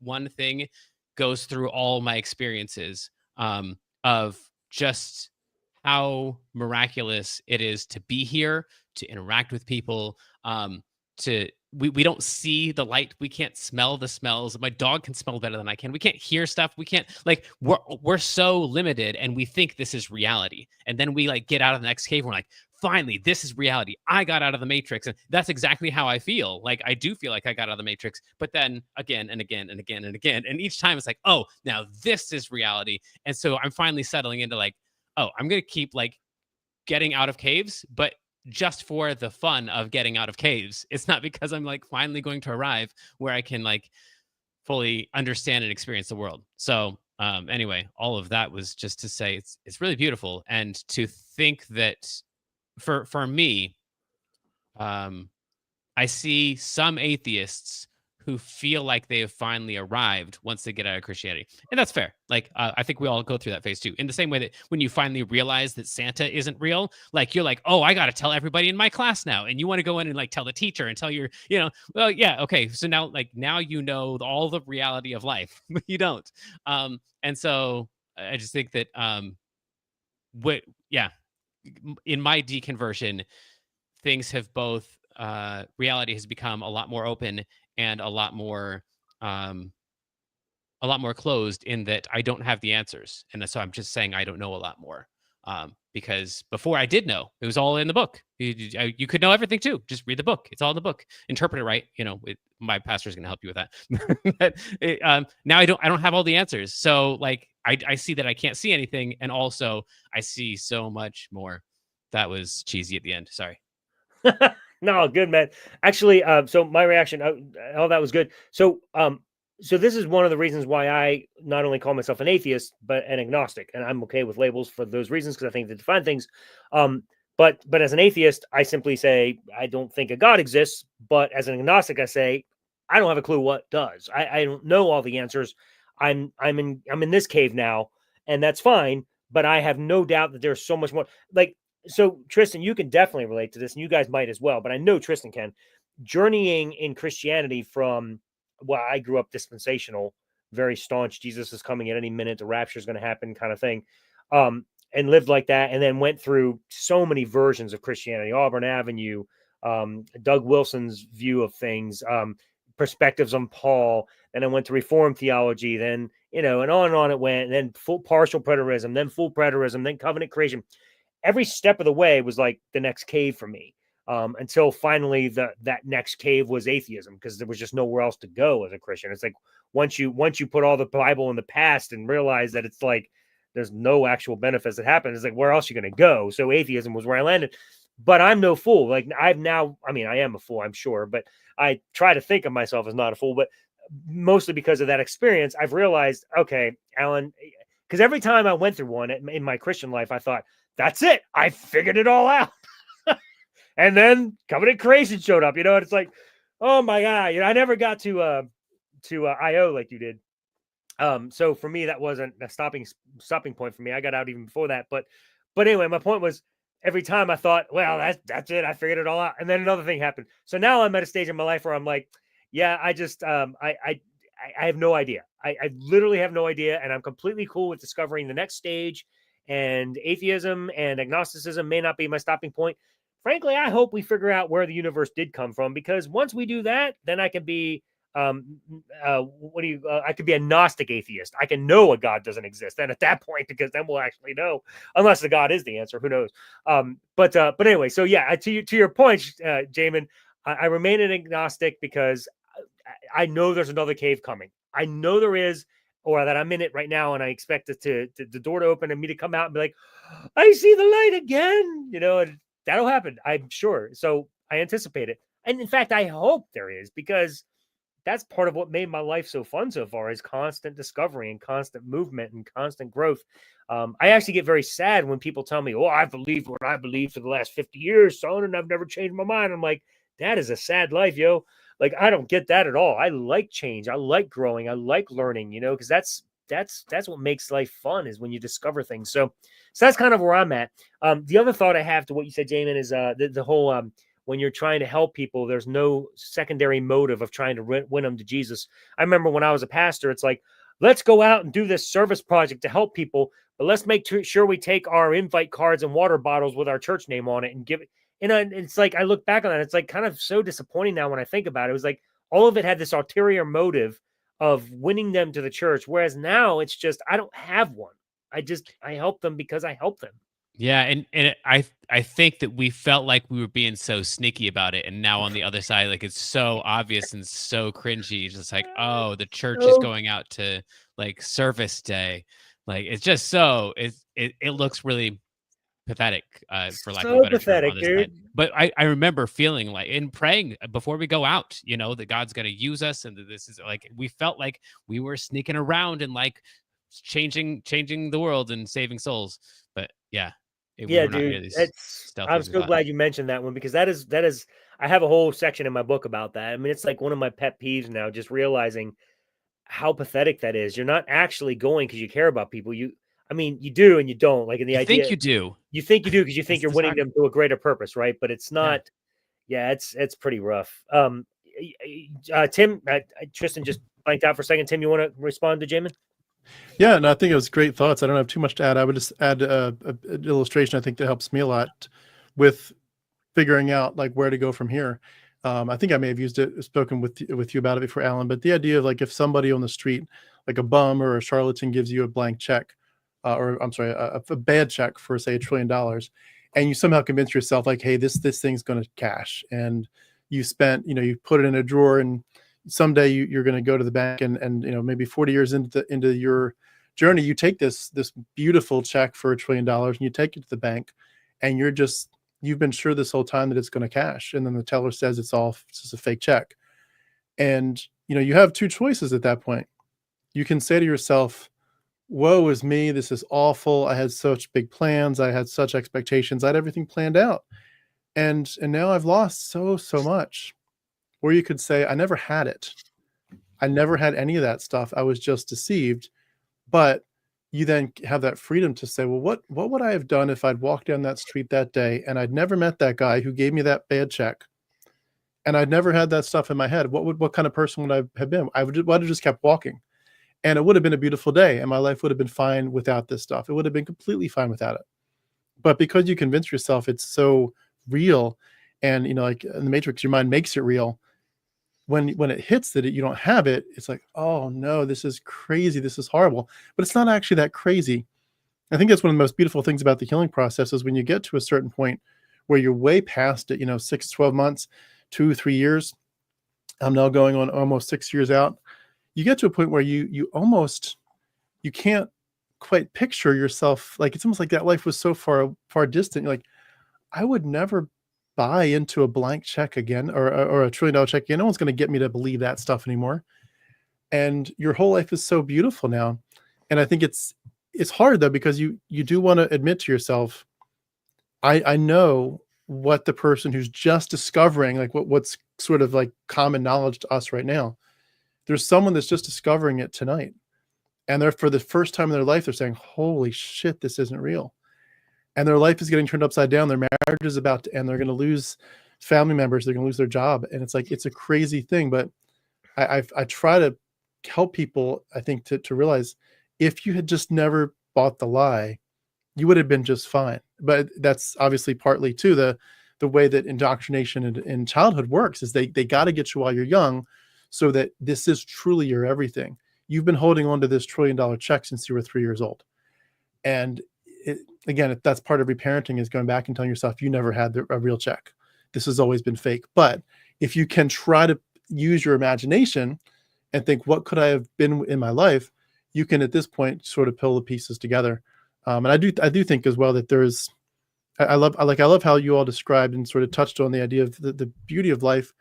I was listening to something from Neil deGrasse Tyson the other day about some scientists are saying it's possible that we may even, like, our universe may literally entirely be inside of a black hole. Like, we may be living in a black hole ourselves. Even though we have black holes in our black hole, we may be in a black hole entirely. Who knows? Who knows what we're going to discover as time goes on? And obviously the biggest discoveries will be way beyond our timeline, which that's another piece of this is you're finite. And I think every day that passes, it hits me more. I mean, I literally think about my old age and my death all the time. And I don't mean to be morbid about that, but I think it makes you, sort of count the days, what is it? Carpe diem, seize the day, redeem the time, because the days are evil. Redeem the time, because at this point you do have to see yourself as on a very short leash, on a clock that is ticking. And it's not that every second counts, but it kind of does, because if you really want to make your life count for your kids and for your grandkids and all that, you have to make your life beautiful. And I feel like somebody said to me years ago an illustration that I thought was really helpful. They said, everybody in their life gets to the bottom of the barrel at some point, but you don't have to lick the splinters on purpose when you get there. And I feel like for a lot of us, we are at the bottom of the barrel when we realize God's not real. And it's just like, for ignoring all the Christian snark about it, like, you're just pretending you want to sin. Like, no, I really believed, and now I really don't. And it was completely real to me. And now I feel like I've just escaped a mental prison. But that is such a bizarre nightmare to go through at first. But to say, you know what? You take this one step at a time. You surround yourself with really good people. You've realized how disconnected you've been from your identity. Just take little steps, a little bit every day. And eventually you get to a point where you say, like, there is such beauty in life. I am freaking alive. I mean, just imagine the chance of you not even existing. You're alive. And you've got at least a little bit of time left, hopefully, if not more. And at that point, I think it's, again, the poetry part of it comes out in terms of healing, but also the poetry of just the beauty of the sunset. And I feel like, for me, one of the most beautiful things in life that just drives me every day is to say, how can I make life more beautiful?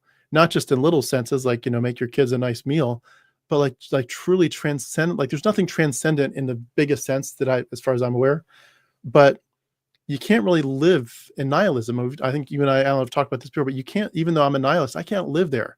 I have to live as if I'm going to get rewards at the end of this thing. I'm living for a reward that I know I will never get. I'm living for beauty that I know is in the eye of the beholder. I know that I'm making a meaning that actually is in a context where there is no such thing as meaning. There is no such thing as even transcendent morality, but you can't live that way. You can't say, well, there's no morality, so I'm going to go steal from my neighbor, whatever. Like, you live as if it all matters, even though you know it doesn't. And it's a weird paradox. And to me, that's one of the hardest things to wrap your mind around, is to say, how do you live a meaningful life knowing that it doesn't matter? How do you live a life that's beautiful knowing that there's no such thing as beauty, really? We're just evolved primates making shit up. But I think when you get to a point where you say, if Christianity gave me something good, and it gave me a lot of bad stuff, but if it gave me something good, it gave me an imagination to see beyond the today, beyond the dirty curb and the, changing the tire, shaving. Like, it gave me a beauty to say, there's something bigger here. And I'll just say this and wrap up, because I know we're probably almost at time, but I grew up watching a show. I watched it far too many times. I'm ashamed to say it. I won't even say how many times I watched it, but a show called Anne of Green Gables. It's a series of books, but it's also a show. There's a Canadian version from back in the 70s or 80s. And I grew up on that. And I mean, as a conservative fundamentalist Christian home, there wasn't that much that you could just devour and it would be completely safe from start to finish. But this was one of them. This was completely safe. No sexuality, no curse words, no nothing. And so we were allowed to watch it as much as we wanted to. And I watched it over and over and over. And this character, Anne, she keeps on, she fumbles all over the place, but she keeps on saying this phrase, you need to have a scope for the imagination. And they'd pass by a lake and they'd say, oh, that's Barry Lake. No, that's the Lake of Shining Waters. And to just say, I'm going to make life beautiful. And in my mind, I literally, in an OCD sense, remember at the end of the Matrix, where of Matrix 1, where they reset it, or Matrix 2, where they reset it, where like literally they push a button and the whole thing, like all this destruction, it just resets and the whole city resets. I do that in my head nonstop. I walk down a road with my kids, and in my mind, I'm resetting the cracks in the road and making it a nice new pavement. I see a dirty car and I'm cleaning it in my head. I do it millions of times a day, probably. But that's the beauty. You get to take life and make it more beautiful in whatever way you feel like. And I tell you, that's infectious, and it takes the depression away. And again, once you've hit the darkness, once you've been to the bottom of the barrel, you have to make that choice. I will always leave the darkness for the light. And when you do, man, oh man, there are some beautiful things that come out of it. I mean, you feel like there was never going to be enough time. And people have asked me, like, would you have wanted to go to heaven? I know people say, nah, it would have been boring. I wanted to live forever because there was never going to be enough time for me to create and enjoy and as much beauty as I can imagine creating and enjoying. I would have wanted to live a trillion years to enjoy it all. And it just, again, it bubbles up inside of you. There is beauty outside of Christianity if you let yourself take this healing journey. Does that make sense at all? No, sure. Oh, to me, absolutely. In fact, I think that's why religions exist at all, because I think they're trying to solve that dilemma that you were talking about, the pointlessness of life, the lack of purpose. And so they try to figure out a way to give people some sort of a semblance of hope or reason for existence. And then it just becomes a monster, and people get trapped in the virus where it has to be only this way or that way or that way. It's when you were talking, one of the things that I kept thinking was, as a Christian, I remember feeling such a lack of compassion for what it felt like for people to escape cults. It just didn't seem that big a deal. It was like, we just got out of a cult. Congratulations. Now that I did it, I'm like, oh my God, I can't, like, the sadness I feel for all the people that they went, all the people that I didn't, I thought it was just simple, but it isn't. They're all the same. They all went through the same pain that we went through. Like, it sucks. But I didn't feel that for them, because I thought, well, Christianity is the only true religion. Just come join us and everything your problems are solved. Now I feel it, now it's painful, but yeah, no, I get what you're saying. The imagination's good. And I think feeling like that and trying to imagine how to live this life in a way that sounds more hopeful is good. People want to pretend like there's got to be a reason for existence. And the reality is there doesn't have to be. It's just, you may want there to be, and you can make it whatever you want it to be, and that's fine. Do it. Make the most of your life, and that's what I'm trying to do. I'm trying to make the best of my life, so that when I'm on my deathbed, taking that last breath, I'm not worried about heaven. I'm wondering, did I live my best life and enjoy this to the best I can? And that's what I'm doing now. So yeah, I thought that was great. Tristan, real quick, respond. You can respond to Tim if you want, but I definitely want you to respond to the thoughts Jamin had. And then if you guys have a few extra minutes, I'd like to do my little story, and then we can respond to those and then be out. Tristan, go ahead. No, I mean, Tim and Jamin, you guys gave some tremendous input. I can't wait to subscribe to your YouTube channels. Tim, you really hit home on a lot of things, especially the reset. How you reset these things.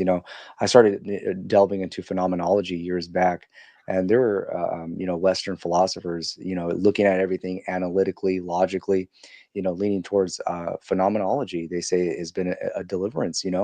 And I'm starting to delve into that. Everything's kind of like in the subjective experience, and that key word experience is something that I strive for. Every day I want to experience healthy, good things, good times. So that's what I'm aiming for in life is to have good experiences. Are bad things going to happen? Are hurtful things going to happen? Of course.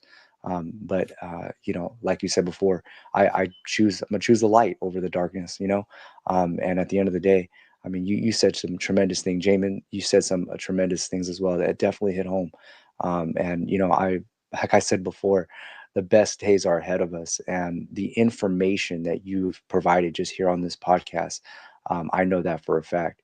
Your best days are ahead of you, and anybody who listens to you guys, you can change their life for the good and for the better. And so I just want to thank you for just having me on this podcast and sharing this. It's one thing that I do miss about the church is my friends, my brothers, my sisters, that social aspect. I came from a mega church, thousands. We had a radio station, we had a Bible college, we had a K1 through K12 school, two major facilities. It was a landmark for our movement. We had Bible college students coming in every semester by the hundreds, you know, and being in that place of position, being in that status in the church, having all these friends, having all this. I don't have that to that degree anymore. But this has been much more beneficial. You know, I feel like I'm in seminary again, you know, except we're on another level. You know, we've been there, we've done that. And so that is one thing that I do miss, is the social aspect of having that community type, you know. But this is why I think that, you know, we can reach people. You know, maybe some people feel lonely after they leave the church. You know, loneliness could lead towards depression and suicide, you know, and, you know, I'm hoping that nobody gets to that place where they would want to take their life. And so I think that you guys can literally help those who may be suicidal. The information that we have can help those who are battling with depression, trying to find a meaning and a purpose in life. And even if there is no true meaning and purpose of life, you know, like Epicurus, we die, we go back to non-existent. At the end of the day, I like to believe that there is a purpose. And so I'm going to live my life just like how you said, Tim, like there is a purpose, like there is a meaning. It just makes it much more beautiful. Could it be, you know, the concept of narrative? You know, we're evolved primates. Maybe we just have that concept of narrative, of storytelling that's deeply embedded in our, possibly. Maybe that's what it is. It's all built on language and imagination, language schemes. Maybe, you know, I'm not a staunch materialist. I'm not a reductionist, but maybe it's romanticism. I don't know. But at the end of the day, you guys touch on some great points that is absolutely life changing. I'm looking forward to hearing more from the both of you guys. So I can't wait to, you know, subscribe to your guys' channels and, you know, just delve into it, and just thank you. You know, thank you for that insight. It's very beneficial. Thank you for that. Definitely beneficial. And you know, speaking of purpose in life, like because of Christianity, I feel like I have a purpose in life. It's helping people escape. I mean, it's weird to think about, because if I were never a Christian, I wouldn't have that purpose. But now I have a purpose in life. It's so funny. I mean, for everybody, Darwin loves you. So, you know, that's my new message to the world. Jamin, I don't before I tell my story and try to wrap this thing up, do you want, because what Tim said was so rich. I just wanted to make sure you had a chance to respond to it if you had thoughts. I had a lot of thoughts while he was talking, and then I got caught up in Tristan stuff. So sorry. Well, then feel free to respond to both. That's fine, man. That's fine. I mean, the world would love to hear what you have to say. That's why you're here. I'm gonna go ahead and pass. I can't say anything that you guys haven't already said more clearly. So no worries. Perfect. So all right. So I'll try to keep my portion short, and then you guys can each respond to what I say, like we've been doing. And then lastly, we'll take questions. Before I tell my portion of the night, if you do have questions for any of the hosts here tonight or guests here tonight, make sure you start popping them into the comments. And as soon as I'm done and everybody responds here to what I say, we're going to take the last questions, and then we'll be out for the night. So for me, starting from that point where I left Christianity, I think one of the reasons why I wept so hard, and I've been in therapy for this for the last 5 years since I've escaped Christianity. And I'll be honest, I'm still in therapy for it. It's the recognition, or the feeling, I should say, the false feeling that I have zero value as a person. If you follow the biblical message, if you actually teach or pay attention to the text, it is your best is like filthy rags. There is none good, no, not one. You're a maggot. You're a worm. You know, much of the same stuff I put in the video at the beginning. You're a sinner. You literally have no value in and of yourself, because you are deserving of nothing but the wrath of God because of how much of a wicked, evil piece of shit sinner you are. And as a pastor, I always had the desire to truly teach the Bible. For some reason, I just genuinely cared about the message of the Bible. Like, I wasn't out to make the money or the big bucks. If I wasn't, you know, planting a preterist church certainly wasn't the way to go about making money. Tristan, you can vouch for that. I mean, that isn't the way to go. So it was never about the money for me. It was genuinely about the truth of the Bible. And ultimately, that's why I think I ended up an atheist, because for me, truth always mattered. So my interpretation of the text was always about what does it actually teach? Not what do I want it to teach? Not do I want to make people comfortable? Not do I want to make me comfortable? It was, what does this actually teach? And so that message of worthlessness, evil, horrible sinner, that because of you, Jesus had to die. That kind of horrible message. I applied that to myself fully, 100,000%. I was in on that message. And so I degraded myself to that point where I was a worthless person, but for the grace of God, but for Jesus.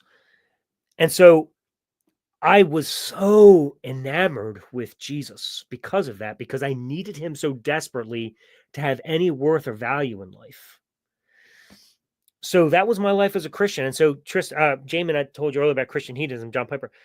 So I came to the idea, and I was grateful for Piper for pointing this out, that my greatest pleasure in life was God himself, because if I pursued God with all of my life, that would be the only way that I could possibly be happy, right? Because if I pursued anything else, I'd be miserable because I was worthless. There was nothing else to pursue. So I became a Christian hedonist. I was for my pleasure. I drove after Christ. I chose Christ. I chased him with all of my might, because that was the only way to satisfy my inner self, because I had nothing in me to do that. When I hit that moment of atheism, Jesus was gone. And it was this darkness, like an emptiness inside of me. And it was just so much pain, because I thought I was worthless. And I didn't have a savior anymore to make me worth something. See, you Christians don't understand that when you teach this message, you devalue people so much that when they realize the truth, they're still in that place of feeling like they're worthless. And it took me 5 years. It's still, like I said, I'm still in therapy, but to get to a point where I feel like I am somebody. I can be somebody. I can be happy in myself. And now I'm just like, yes, I can be confident. I can do things without some other person to give me my worth. And I'm sorry for tearing up, but I remember that day so much, and it was just so much pain, So, God, this particular episode is so important to me, because y'all need to understand that if you are teaching the Bible the way it's taught, it is an evil message. It tears people down. It brings them to nothing. So here I am, 5 years later, and this. If anybody wants to know why I was so motivated to write a book that can help remove the brainwashing and help people get out of this mess, it's not because I'm trying to destroy lives. It's because I'm trying to wake people up and teach them that there is value in and of yourself, and you don't need a God that's going to tell you you're worthless. That is evil. That's about as immoral as it gets. So yeah, this is important to me. So yeah, it takes a lot of therapy sometimes to heal from this mess that Christianity traps us in. It makes me think back to for some reason his name's evading me, from the Matrix, the guy who went back. Cypher. Thank you, Tim. Yeah, Cypher. I get it. I get it totally. Because I felt that a lot of times, like maybe I should just go back, because if I go back, I'll have value again, and so, like, I get it. I get when people are in this turmoil of wanting to go back to Christianity because they think there's something there. There isn't something there. It's just a continuous deterioration of yourself is what's there. But because you don't know yet at this early stage how to get yourself to feel like you're worth something, it just seems like it's easier to just go back and live in that world. But I can promise you that if you just hang on and maybe go through therapy like I'm doing and find yourself an awesome therapist. I love my therapist. Freaking awesome. Like, I had him even before I deconverted. I had him just even going through all the mess of my divorce and the church and everything like that, losing everything. He has taken me so far. And ironically, he's Jewish. but he's the coolest guy ever because he doesn't make it a part of the therapy. But we've had some fun debates too. So that's all been a lot of fun too. But yeah, you might need a therapist. But at the end of the day, and Jamin, you talked about the stages of grief. I talk about that in my book as well. I've gone through the stages of grief several times. Probably the one I've gone through the most is anger. Like, man, do I get pissed at what Christianity did to me. I hate the fact that I still struggle to feel value as a person. Like 40 years of beating myself up and telling myself I'm a useless, worthless person without this man named Jesus. Like, seriously, right now? That's what my parents taught me. That's what these religious people taught me. That's what everybody in my life. That's what I taught myself. I'm sorry. I lived for 40 years. I said, Alan, you're worthless. Just think about that for a second. God, that's horrible, right? I mean, that's absolutely disastrous. So yeah. So even now to this day, I still battle that. And that's hard. So yeah, I'm on a desperate mission to help people get out as early as they can, because the sooner you get out, the faster you can heal and the faster you can actually enjoy life. So yeah, that's my story. And I'm so glad to be out. And I look forward to the next several years where I become a stronger person and I can find even more value in myself. And I can say, yeah, Alan, you're a good guy, man. You don't need somebody else to tell you you're worth something. So anyway, that's my thoughts, and you guys can respond to that. I thought a quick response to that. It seems like it's all emotional blackmail. I mean, really, that's what this is it's an emotional blackmail scenario that we get from the earliest days. And I hear you. It's amazing too to think that in many ways, too, the issue is not just are you worthy with or without a God and with or without the gospel. The issue is just, is worth even a thing? I mean, I can't imagine what an animal thinks, but I don't think lions sit around thinking, am I worthy? Or turtles or fish. We just happen to evolve this consciousness that happens to OCD dwell on this stuff. But it's almost like two stages. We need to kind of count ourselves and make ourselves worthy, because we're responding to the worthlessness message that we were given in Christianity. And by the way, you have some kind of jackass in the comments that keeps saying that's not a message from God. Talk about a distortion. Elisha's bones. I'm not sure who that person is, but they're completely ignoring like a huge chunk of the Bible and saying that. But the reality is that these messages are from the Bible, and but beyond that, like when you step out of it and you heal and say, no, I'm worth something without God, it's almost like there's a stage 2 of that, of saying, does it even matter? And I think that's, for me, that's one of the most healing things, is to say you need to find your worth outside of Christianity. And then you need to eventually take the word worthiness out of your vocabulary. And it's a weird process. And in some ways, I don't know that I'm anywhere near doing it. But like when I deconstruct stuff, I think the biggest thing for me is to say that they didn't just give you concepts. They gave you a whole language and vocabulary. They didn't just give you promises. They gave you the filter to interpret the promises. And we can call the promises bullshit and the Bible bullshit, but the filter is still there in many ways. And I think for a lot of us, it's gonna take a lot of time, but to give ourselves that sense you're a good person, and then to eventually say it doesn't even matter. It's like worthiness is not a thing. And so I definitely feel you, and I think the coolest thing about this too is that when you begin to develop your own language for this, eventually your language, you realize you're the way that you see yourself and you talk to yourselves, it becomes so kind. You learn to talk to yourself with kindness, and it's so foreign from Christianity. It really is. I mean, I know, oh, come as you are and God loves you, blah, blah, blah. No, you come as you are, but then acknowledge you're worthless sinner, deserving incredible judgment, and you're nothing without him. And you grovel. But when you get far enough past this stuff, you talk to yourself differently, and you become your own best friend, and that's a beautiful thing. So I appreciate by the way, your vulnerability. You're a good man, Alan. I appreciate your honesty and openness with your journey. It means a lot to us. Yeah, I agree with that. Also, I'd like to address the jackass, if that's all right. I guess. Dear jackass, I am you. So I would have said the same thing not all that long ago. I would have probably wept with you, Alan, and I would have said, I'm so sorry that you got that message from your church. That's not God's message for your life. You're just reading it wrong. You're interpreting it wrong. God loves you. You have infinite value. And I would have given you a bunch of verses that said all that stuff.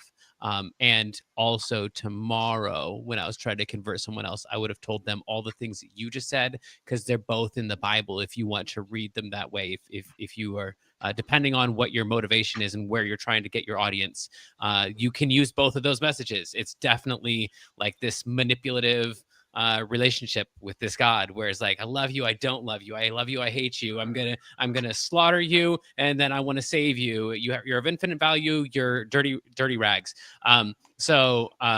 Yeah, I've got a lot of empathy for the people who say those kinds of things, because I would have too. But also, if God can write a book that genuine, honest believers can read so damagingly into their lives, he's a sucky author, and he should have written a better book. I could have done better. My kids, I don't think that if I wrote a book to them, they would accidentally come away with the message that Papa thinks that I'm horrible, and that my best actions are like dirty rags, and all my artwork is crap, and he's disgusted by me, and he wants to murder me unless I do all the things exactly the way that he says, and I say the right words, and if I think the right things, then I'll be good enough, or I will have done the right things so that he'll forgive me, and then he'll let me stick around in the house. I don't think they would come away with that message. And I'm not the world's best author. I'm much closer to the world's worst author, but I could do better. And if God can't, that means that, maybe there's something wrong in that philosophy. So I've got a lot of empathy for the people who, like, that's their first reaction, because I think that is the right human reaction. I think Mr. Jackass or Mrs. Jackass or they, them Jackass, I don't care. There's all kinds of different jackasses. But their message is it's the same one that I would have given, and I think probably, hopefully, I know my intent would have been good, and that humanitarian, human reaction is the right reaction, and that doesn't come from God. That comes from being a human and seeing someone in pain, saying, I feel like I'm worthless, and wanting to say, you're not worthless. But that message does not come exclusively from God. That comes from us humans. And so as a human, Alan, I gotta say, I love you, and I'm glad that you're here, and I'm glad to be sharing this moment with you. I don't think it has anything to do with God. I just think that you're great, and keep going. I'm rooting for you. Appreciate it, buddy. Tristan. Yeah, a lot of just a lot of virtuous statements here, that I believe that can help a lot of people. There's a dear friend of mine who I converted to Christianity. A lot of this, it reminds me of her, as a matter of fact. I converted her. I have the most purest intentions of her, and she came into the church. She struggled throughout her life. Her father committed suicide when she was 11 years old. And even to this day, I have that same empathy for her. And at the end of the day, it's people like her, victims of evil, victims of unfortunate circumstances, that I am trying to help. And if there's anything that I can do to better their lives, I have that. And by the way, the guy here in this chat, Elisha's Bones, he appeared on my podcast twice. He's challenged full preterists, Alan, by the way. I don't know, this is no way to win over a soul, by the way. His name is Steven. I don't know if you know who he is, Alan. His name is Stephen Whitsett.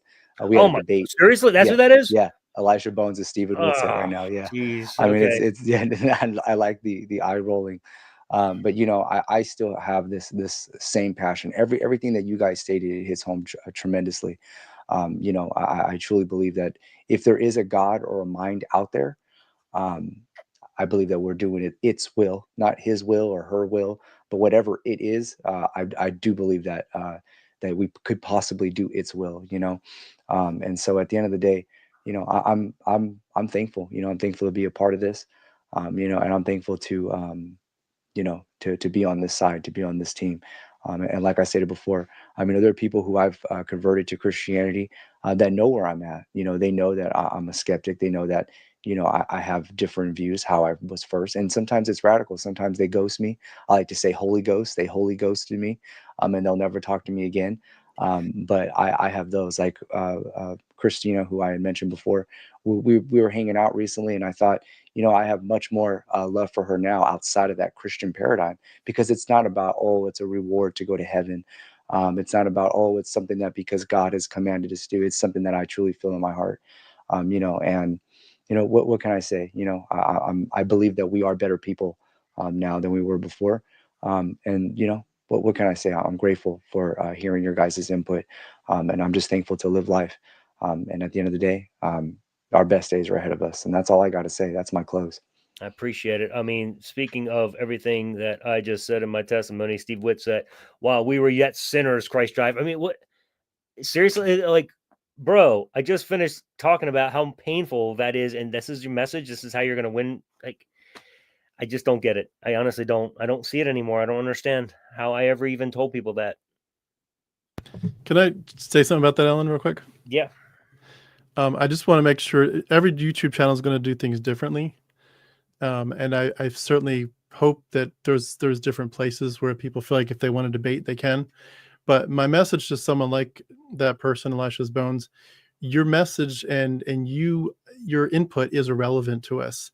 And there's a reason that we don't really have theists for the most part on a lot of our channels. Your message is irrelevant, and you're no longer part of the discussion. We are not here to debate anymore whether Christianity is true. We are not here to debate the benefit of Jesus or his death or his magic blood or Yahweh. The discussion is over. It's been over for a long time. If you don't want to catch up with us, that's fine. Go to other channels where they're willing to talk about this bizarre blood magic death cult that you're in love with. But the discussion's over. We're here to heal. And you want to gaslight us. We're not going to keep on saying, oh, yeah, you're right. Let us argue with you some more. We're going to, pardon my French, we're going to fucking ignore you. You're no longer relevant to the conversation. We're here to heal. And people like you are not part of that process. And we're not going to listen. We're going to tune you out because you're incredibly damaging, and people like you. And I got to say, I love the fact when you get to a point where you say, I don't care what apologists say. I don't care what Christians want to say. The reality is that discussion is over. That chapter is closed. My life is now focused on freeing people. And it's so sick to me that people like that want to try to do more damage after they've done already. It's like they've thrown grenades in the building 100 times, and now we finally said enough, we've walked away, and they want to keep on lobbing grenades at us. I'm like, you don't understand. Our minds are free. You're like a machine in the Matrix trying to beg us to come back in and enjoy the captivity in the prison. Like, I'm sorry, but you are blind. You are so blind. And I'm so glad that not just that I can argue against those people, but that I don't have to, and I don't want to, and I can just move on from people like them. And I wish them well in their life, but the discussion's over. It's been over. You can say all you want a million times. No, it's not over. Jesus is Lord. It's over. It's been over, and it's going to stay over. Kit, I want to totally affirm. I agree with that message. Also, in addition to that, my message would include an invitation to that person that you can be part of the conversation. You can be part of the healing, like Jesus was. If you want, depending on how you want to read the Bible, he did not go out and tell people how to live. He went out and empathized with people. And if we're going to try to, like, if we need a biblical explanation to do that, what we're saying here is, whatever your background, whatever your mythology, whatever your belief, whatever your theology, humans should be loving to other humans without trying to sell them something else. So when you see someone in pain, you can just be with them in their pain without also trying to sell them a remedy that they're opposed to. So it's not like, well, I don't like your remedy, and so I don't want to interact with you. It's we're just doing something different here. So you can just empathize with a person and say, I'm sorry that you're in pain, and not say, and take these essential oils and then you'll be all better, or whatever your thing is. Like, you can be part of the conversation. It's just not peddling your solution to their problems. Maybe let them work their way through their problems without the solution that you used. No, I think it's a great invitation. And I think one of the problems with being a Christian is you're still trapped in that mind virus that believes there's a void that needs a resolution, or that needs a sale, or it needs a product to fill. Well, there's only one real problem in the world, and the only real solution is Jesus. Well, right. So, yeah. Okay. Right. So as a Christian, you're a sinner. You need Jesus, right? So that's the void. They've created a problem. So unfortunately, as long as you're still stuck in that matrix, you still think that there's a problem that needs to be fixed, and so it's next to impossible as a Christian to. And I don't know how you did it. Maybe so. Actually, Jamin, this would be a great place for you to give advice to how a Christian might do it, because in my form of Christianity, it was, well, the problem is they're sinners and they need Jesus. So the only and I wouldn't have been an asshole like this person is, but at the same time, I would have still, with compassion, come and said, listen, I understand what you're going through, but Jesus can solve this. This is because you're in the rut of sin. You know what I mean? Yeah. Like I would compassionately said, but I still would have brought it in, because that's the void that needs a sail. Right. So then I would ask the Christian, what should a Scientologist say to be helpful in this situation?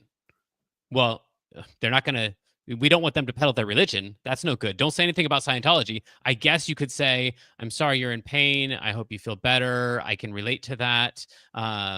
You know, other things that just are between you and them as a human, but please don't bring your Scientology into it. No Christian wants them to do that and convert them into Scientology. Like, that's dangerous. So just say the things you would want a Scientologist or a Mormon to say to them, which would just be the things that a human should say, and then leave the rest of it out of it if that's not what they're into. Yeah. No, I mean, I think it's great advice, and I wish that all could do it. And I think that that's sure, if everybody could do it. Like, look, bro, what you just said, if Christianity could actually do that and not tear people down and make them feel like they're worthless, it probably wouldn't be such a harmful religion. But that's part of what destroyed me, and that's why I hate it so much, and why I'm completely 100% opposed to it and trying to help people get out, because it isn't just a religion that creates wars and talks about murder and sin and pedophilia and rape or whatever. You know, it deteriorates the individual so much, like it did to me. And some of y'all are lucky to have been in a Joel Osteen type church that just praised everybody and talked great things.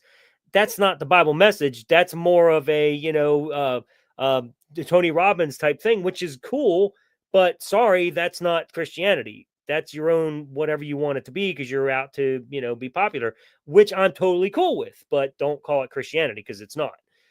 So that's my beef. So anyway, but I love what you said. I wish everybody could be like that, but yeah, that's not the typical message. Go ahead.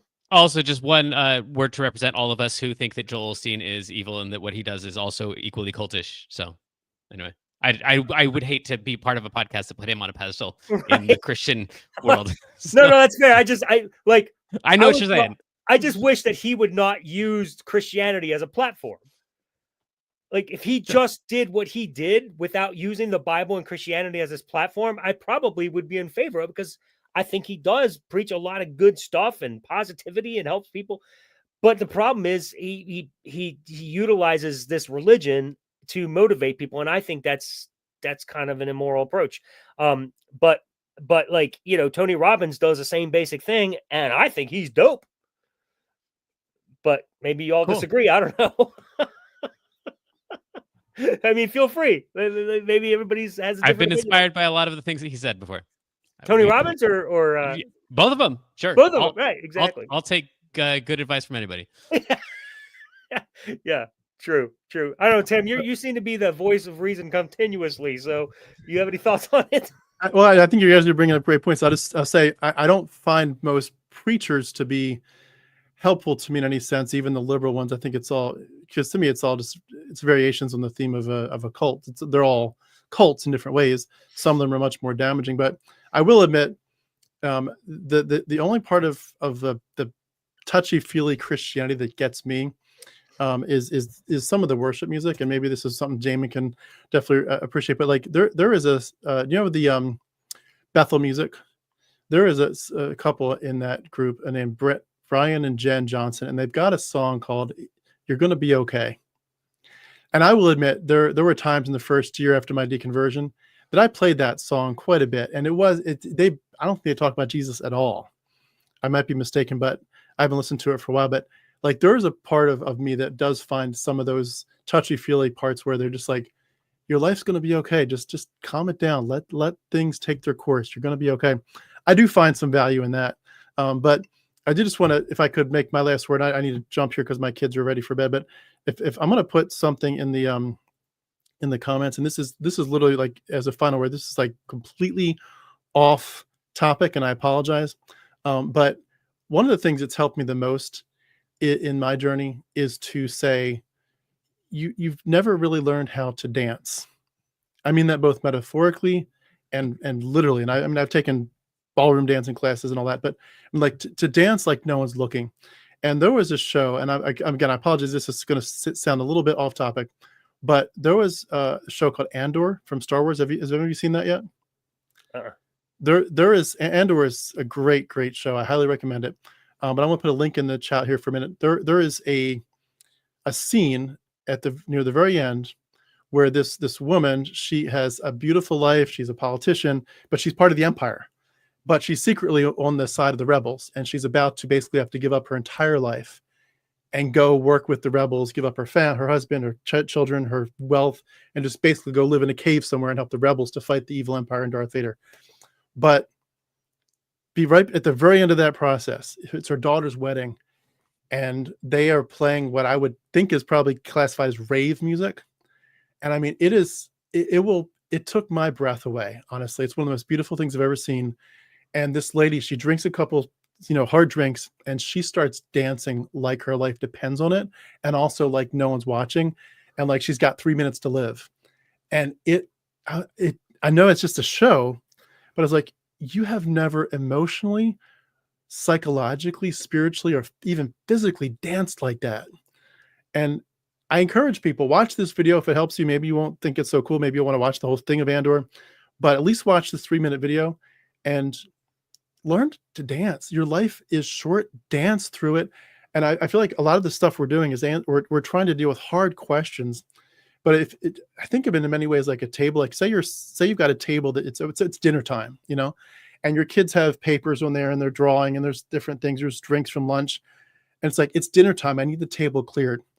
All that we've been doing this whole time, and all that I do on my channel this whole time, and I'm kind of deprecating myself here and saying this, but all we're doing is clearing the table. We haven't started the meal yet. The meal is to dance in your life, the dance of the beautiful relationships we have and all this stuff we've talked about.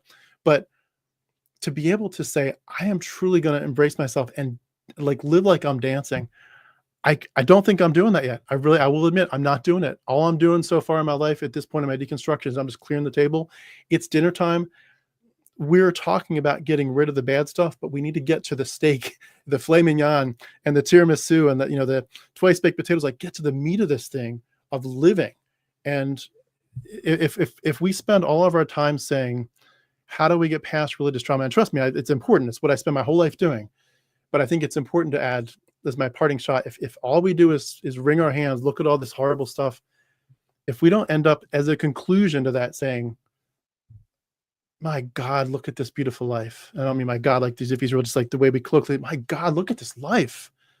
Start dancing, like clear the table, get the religious trauma gone, and start eating some really good meals. Because it's otherwise we're missing the point of life. You wasted your life in Christianity.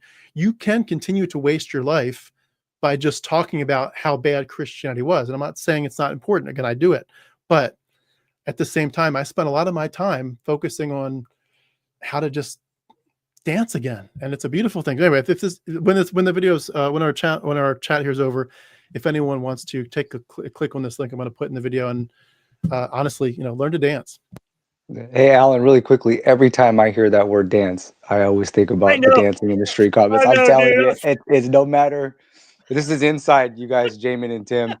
There's a scholar that I sponsored his debate with. When he's Richard debating, Carrier. you're going to be debating him just in a couple weeks. So, yeah, no, it's in August the 10th. Okay. And he made a very embarrassing statement, and he said that in 70 AD, when the Roman soldiers were torturing women and children, that Christians all throughout the world were dancing in the streets, and he's been getting hit hard with that.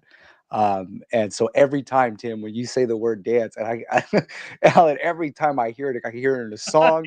It's like until the day I die, I just think about how he had made that statement, and I'm just, oh my God, but that was very good, Tim. I mean, that's very, very, very virtuous, so meaningful. I can't wait to subscribe to your channel and share your content. Alan and I, we're actually in a preterist group, a Facebook group.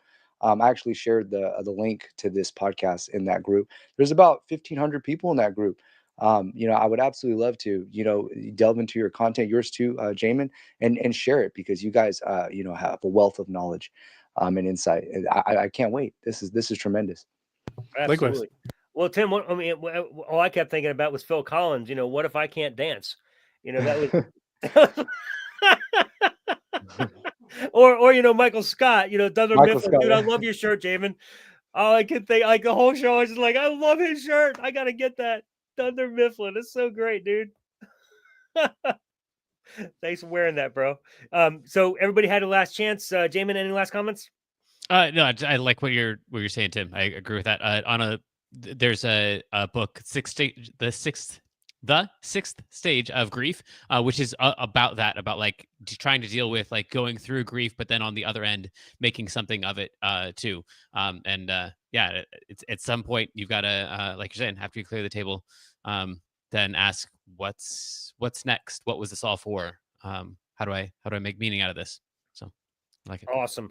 Well, I see no questions that have come through, so no need to dive into that. So I think we're about good. Listen, if you were watching on Facebook, I apologize. It sounds like they were having issues today. It was going in and out, in and out. If you want to catch the whole episode, just go to YouTube at The Unraveler AB for AlanBondar, The Unraveler AB, and you can watch the whole episode there. Gentlemen, thank you so much for being on this special episode of the Deconversionists. And I hope that those of you who are watching can kind of get a glimpse into what it is to deconvert from Christianity. It is quite a journey. It's not something that just happens, and we weren't faking, in case it wasn't obvious. So thank you again for being a part of this night. We hope that you all have a great time to the rest of this day and this evening. Check out the links below if you want to check anybody else out from this show. You guys have a great night.